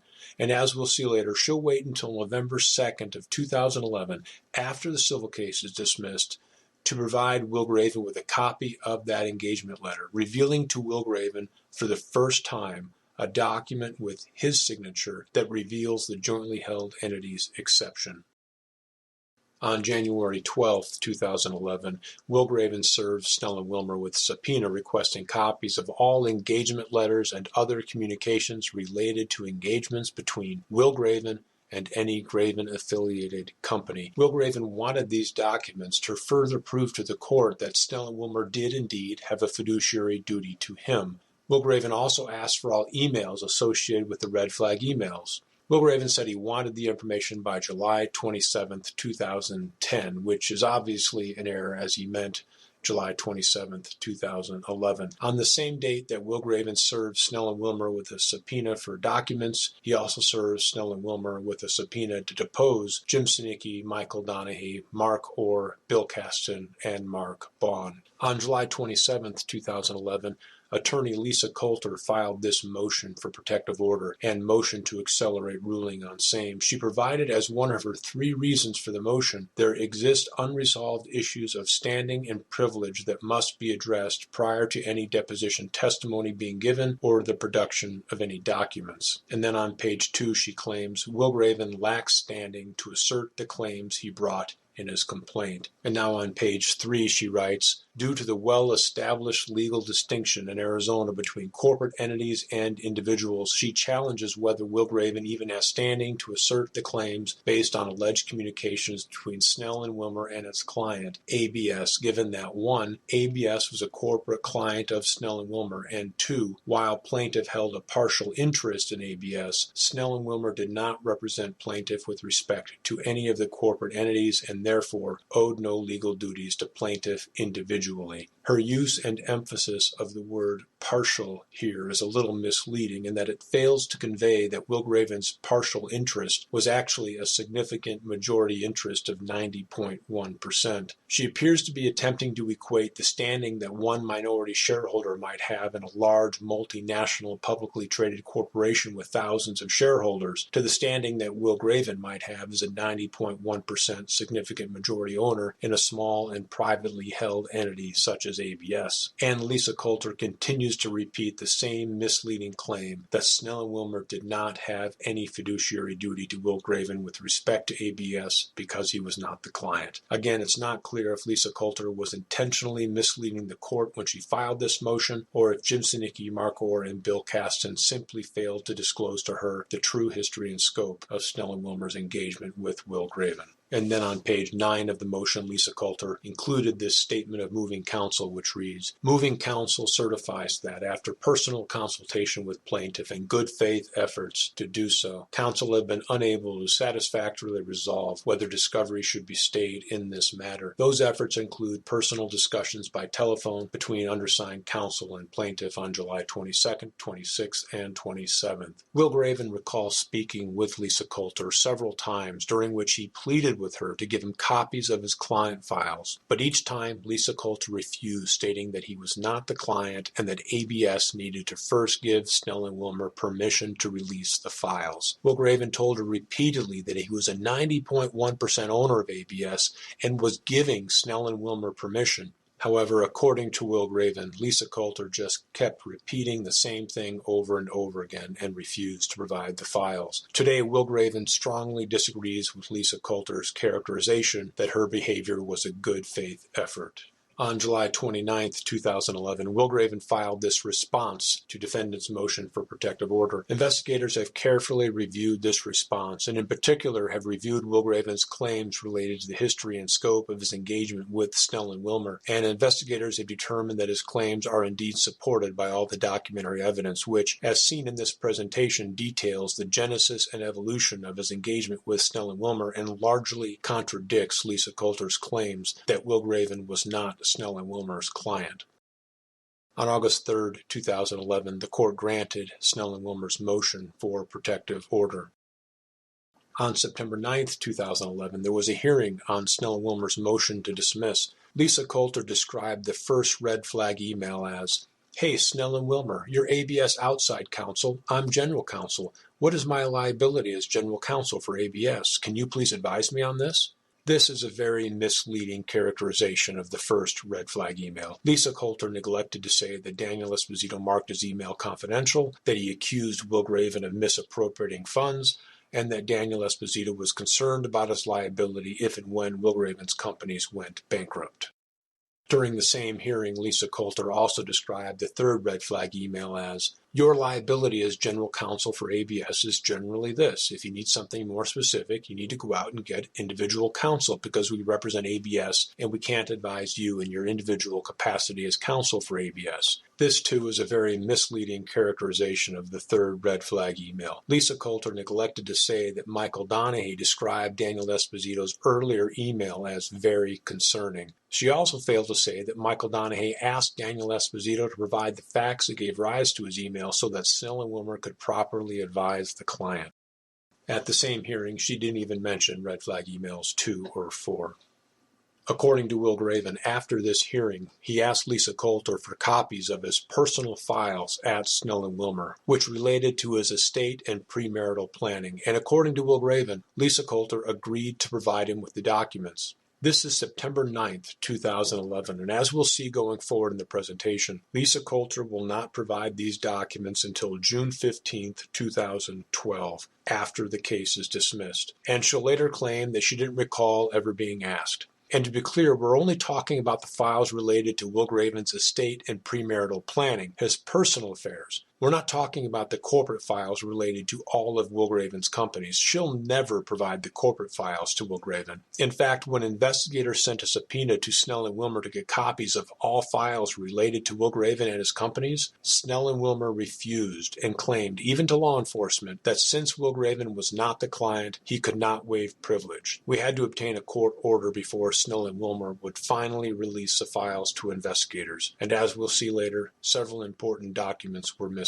On October 13th, 2011, which was approximately 1 month after the hearing, Will Graven sent this email to Lisa Coulter, which read, "I have not yet received copies of my personal engagements with your firm, as you told me some several weeks ago that you would provide." The next day, Lisa Coulter replied to Will Graven and wrote, "I do not recall the prior discussion to which you are referring. I will be happy, however, to pull the files and evaluate your request. Given the age of the file, I believe it would be in off-site storage and may take me a few days to retrieve. I will be in contact with you next week." What's interesting about Lisa Coulter's response is that she appears to agree to provide Will Graven with copies of his documents, but in fact, she only agreed to pull the files and then evaluate Will Graven's request for the files. Will Graven replied, "Thanks, Lisa. I look forward to your call. Thank you. Make it a great weekend." On October 26, 2011, the court issued a ruling on Will Graven's civil case. On page 2 of the ruling, the court dismissed counts 1, 2, 3, 4, 5, 8, 9, 10, 11, 12, and 14 due to statute of limitations. On page 3, the court dismissed counts 7 and 13 and asserted that Will Graven had failed to identify the specific contract or agreement that was allegedly breached. The court gave Will Graven 30 days to file an amended complaint for these 2 counts only. And at the bottom of page 3, the court also dismissed count 15, asserting that the rules of professional conduct cannot form the basis for civil liability. And then on November 28, 2011, the court amended its earlier ruling and dismissed count 6 as well due to statute of limitations. So at this point, approximately 5 months after Will Graven first filed his lawsuit, all of his allegations were dismissed, and Snell and Wilmer still had not provided any copies of any documents, not even the documents associated with Will Graven's personal engagements. So now on October 30th, 2011, Will Graven followed up on his previous request for copies of his documents and sent another email to Lisa Coulter that reads, 2 weeks have passed since your last email. Almost 3 months have passed since you first agreed to provide the requested documents. This is starting to smell like obstruction of justice." And he writes postscript, "No one would believe you have not had my personal file on your desk since the beginning of this case. How could you have made certain of the representations you have without first reviewing my personal engagements with your firm?" I tend to agree with Wilgraven's assessment here. If Lisa Coulter is going to represent Snell and Wilmer in this civil lawsuit, which had gone on for 5 months, it makes sense that she'd already have convenient access to these documents. So now on October 31st, 2011, after all of Wilgraven's allegations were dismissed, Lisa Coulter sent this email, which reads, "This email is in response to your several emails over the past few days. As I indicated, I have no recollection of a discussion several weeks ago in which I agreed to forward to you the retention letter regarding your personal representation on estate planning matters. While I did receive an email a couple of weeks ago requesting that letter, I informed you at that time, given the age of the file, it was in off-site storage. The file was not, as you suggest, in my office, since your personal or estate planning file has no relationship to the allegations in the current complaint. I requested the file after your email and had the chance to review it last week. While a retention letter was sent to you on January 27, 2006, we have no record of you signing or returning the letter. I therefore am enclosing a copy of the letter that was sent to you." Attached to the email was a file titled retainerletter.pdf, which was a copy of the retainer letter we saw earlier dated January 27, 2006. That was for Wilgraven's estate and premarital planning, which Wilgraven never signed. What's interesting about Lisa Coulter's email is, even though Wilgraven had been asking for copies of his entire file, she responded by writing that she had no recollection of a discussion in which she agreed to forward the retention letter. So she's unilaterally narrowing the scope of what Wilgraven had requested to just the engagement letter, and then she provided only that, the engagement letter. Then a few days later, on November 2nd, 2011, Lisa Coulter sent this email, which reads, "The only other letter I've been able to find, in addition to those attached to your complaint, is attached. It does not relate to the firm's retention by you on an estate or personal matter. Rather, it confirms that, in connection with the firm's representation of the corporate entities, it will not represent your personal interests." If we look at the attachment, we see it's the January 23rd engagement letter that Daniel Esposito tricked Wilgraven into signing that introduced the jointly held entities exception. More than 5 years after Jim Sinicki wrote this letter, someone from Snell and Wilmer finally sent it directly to Wilgraven. This is the first time Wilgraven ever saw this engagement letter, and unfortunately, since all of his allegations against Snell and Wilmer had been dismissed, he didn't pay much attention to it at the time. Wilgraven now believes this is exactly what Lisa Coulter was hoping for, and the reason she didn't provide it earlier. And this is the engagement letter to which I referred earlier when I questioned why Lisa Coulter didn't include it in her motion to dismiss. This letter allowed Snell and Wilmer to change the shareholders' agreement. It was in Snell and Wilmer's files. She had access to it from the beginning, but for some reason she decided not to use it in her motion to dismiss and instead relied entirely upon the exhibits that Wilgraven included within his complaint. On June 13, 2012, Wilgraven prepared this preservation letter, which reads, "I first asked you for my files and those of my companies late last July 2011, to which you agreed to provide such, but noting that it would take some time to gather these materials. I have asked you about this on various occasions since, to which you have stated it was taking longer than anticipated. Your delay in providing my files is nothing less than obstruction of justice and is a continuation of your pattern of unethical behavior. Please do the right thing this time, starting again from the beginning." And then Wilgraven asked Lisa Coulter to preserve his files and asked her again to provide him with copies of all records related to his personal and corporate engagements. On June 15th, Lisa Coulter acknowledged receipt of Wilgraven's preservation letter.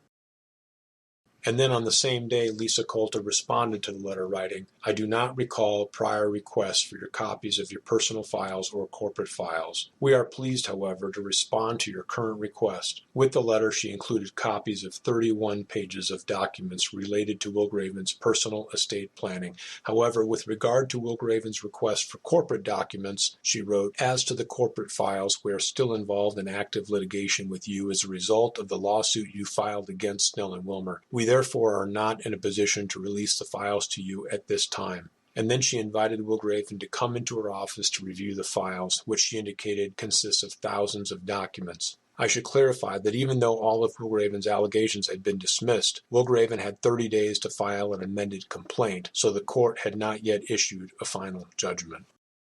On June 29, 2012, Wilgraven sent this email to Lisa Coulter, which reads, "Your letter and argument are further evidence of your fraudulent ways, and I will use them as such. My companies have not filed a complaint against you. I have. I am in litigation against your clients. My companies are not. My request has nothing to do with discovery. You should have delivered my materials months ago when I first requested them. Please immediately prepare and deliver my materials as requested, as you are ethically bound to do." More than 3 weeks later, Lisa Coulter responded to Wilgraven's email, writing, "Upon receipt of your initial letter, we forwarded to you copies of the file that was opened to handle your personal trust and estate work. As to the corporate files, it is apparent that we do not agree as to the nature of your lawsuit against Snell and Wilmer. The files, however characterized, are necessary to Snell and Wilmer's defense of the claims asserted in your complaint. As the matter is still pending in the courts, Snell and Wilmer must continue to have access to and retain the original files," and she repeats her offer to have Wilgraven go into the Snell and Wilmer office to review the documents. On January 16, 2013, Lisa Coulter filed a motion for entry of final judgment. Wilgraven had not yet amended his complaint by the date set by the court, so on February 21, 2013, the court dismissed all of Wilgraven's allegations with prejudice. On May 31, 2013, Wilgraven filed an appeal with the Arizona Court of Appeals, and on February 18, 2014, it affirmed the lower court's decision. On March 18, 2014, Wilgraven filed a petition for review with the Arizona Supreme Court, and on July 7, 2014, the Arizona Supreme Court denied review. On October 6, 2014, Wilgraven filed a petition for review with the United States Supreme Court. On November 26, 2014, his petition was distributed for conference, and on December 15, 2014, his petition was denied. So that's an overview of the civil lawsuit and subsequent cover-up. Now I'm going to take just a few minutes to summarize the investigation. Since 2012, we've executed several search warrants at the homes of many of the ABS executives, during which we seized several computers and other digital storage devices. We also recovered several ABS computers, servers, and hard drives from former ABS employees who have assisted us in the investigation. In total, we collected 208 digital storage devices, which translates roughly to 10 terabytes of data. From that 10 terabytes of data, we recovered more than 180,000 unique emails and hundreds of thousands of other documents, which collectively helped us to better understand what happened. For example, this December 14, 2005 email from Esposito to Debris, where he's letting her know that he sent the modifications to Snell and Wilmer for their review. The "Which are Deb's concerns" email from Bill Caston. The "I don't want to say I told you so" also from Bill Caston. The email from Deborah Debris regarding her middle-of-the-night thoughts. These are all emails I presented earlier, so they should be familiar. This one from Daniel Esposito to Mark Orr: "You are my friend foremost as well as my colleague." This one from Deborah Debris, where she writes, "Everything is at risk until the new shareholders agreement is in place." Deborah Debris signing the one check to Snell and Wilmer, and then the draft of the Snell and Wilmer invoice from March of 2006 that references Daniel Esposito's concerns and second thoughts. These emails and other documents caused us to take a closer look at the documents Wilgraven already had in his possession, the ones he included in his civil complaint, but hadn't yet read them carefully. For example, the December 14, 2005 email from Daniel Esposito to Bill Caston, in which he first asked for the changes to the shareholders agreement. The draft version he included with the email. This one from Bill Caston to Esposito, where he suggested meeting to make sure they were on the same page. This one from Bill Caston to Esposito about Jim Sinicki meeting with Deborah Debris to review the engagement letters.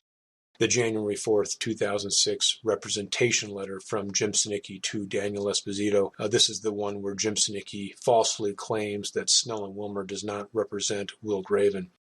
This email from Bill Caston, where he's waiting for the new engagement letters to be signed prior to making any changes to the shareholders agreement. and then the February 23rd email from Mark Orr that contained the draft shareholders agreement. All of the new documents we found, plus a new perspective on the old documents, made it clear that we needed copies of Snell and Wilmer's internal client files for Wilgraven and his companies. So on September 10th, 2014, Wilgraven signed this privilege waiver, and we served Snell and Wilmer with a subpoena for all documents in their files related to Wilgraven. Snell and Wilmer attorney Lisa Coulter, who, as I mentioned earlier, represented Snell and Wilmer during Wilgraven's civil lawsuit and refused to provide Wilgraven with copies of his client files, well, on September 26, 2014, she came to the Attorney General's office to discuss the subpoena, and during our meeting, she said Wilgraven didn't have standing to waive privilege because he wasn't Snell and Wilmer's client. So now, almost 10 years later, we find Snell and Wilmer continuing to stand by the new version of history that Jim Sinicki had created back in January of 2006. It wasn't until our office obtained a court order that Snell and Wilmer finally provided us with the documents. And on November 19th, 2014, delivered those documents to our office on this CD. As you can see by the Bates numbers, it contains more than 15,000 pages of documents. When we examined the contents of this CD, we found the six-step plan, which, as you can see, is Bates numbered 7909. Immediately after the six-step plan on the CD, we found the handwritten notes, Bates 7910. We also found the email in which Daniel Esposito first directed Bill Kasten to form more than 27 single-member LLCs for Wilgraven. You can see that's Bates 7911 through 7913. And then Bates 7914 is the December 14th, 2005 email from Esposito to Kasten in which he first asked for the changes to the shareholders agreement. Based on the header and footer of these documents, Bill Kasten printed them on December 21st, 2005. So even though the handwritten notes aren't dated, they were provided on the CD immediately adjacent to the documents Bill Kasten printed just prior to the January 4th, 2006 meeting. And as a reminder, that's the date on which Jim Sinicki had a teleconference with Daniel Esposito, and Jim Sinicki, Mark Orr, and Bill Kasten met to discuss the org chart and representation. So these facts are consistent with the handwritten notes and six-step plan being produced during the January 4th meeting.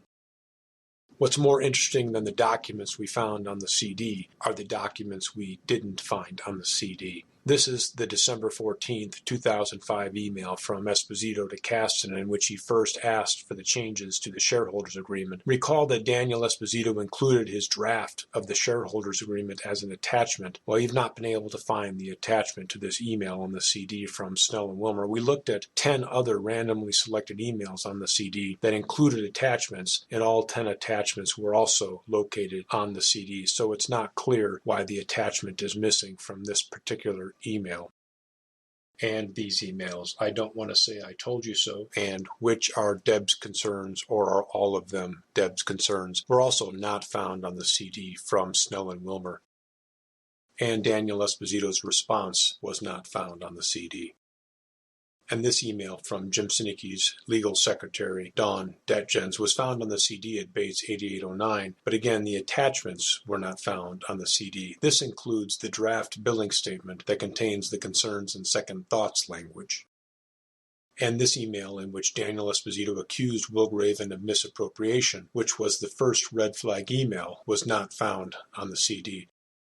And the email in which Daniel Esposito wrote that he was sweating like Nixon, which was the second red flag email, was also not found anywhere on the CD. These are the same two emails that Snell Wilmer attorney Michael Donahue described as very concerning, yet for some reason Snell and Wilmer failed to preserve them. Had we not discovered these emails among the digital evidence we collected, they might have never been found. I should also make clear that the CD contained more than 15,000 pages of documents. It is possible that some of the missing documents are actually on the CD, and we just haven't been able to find them.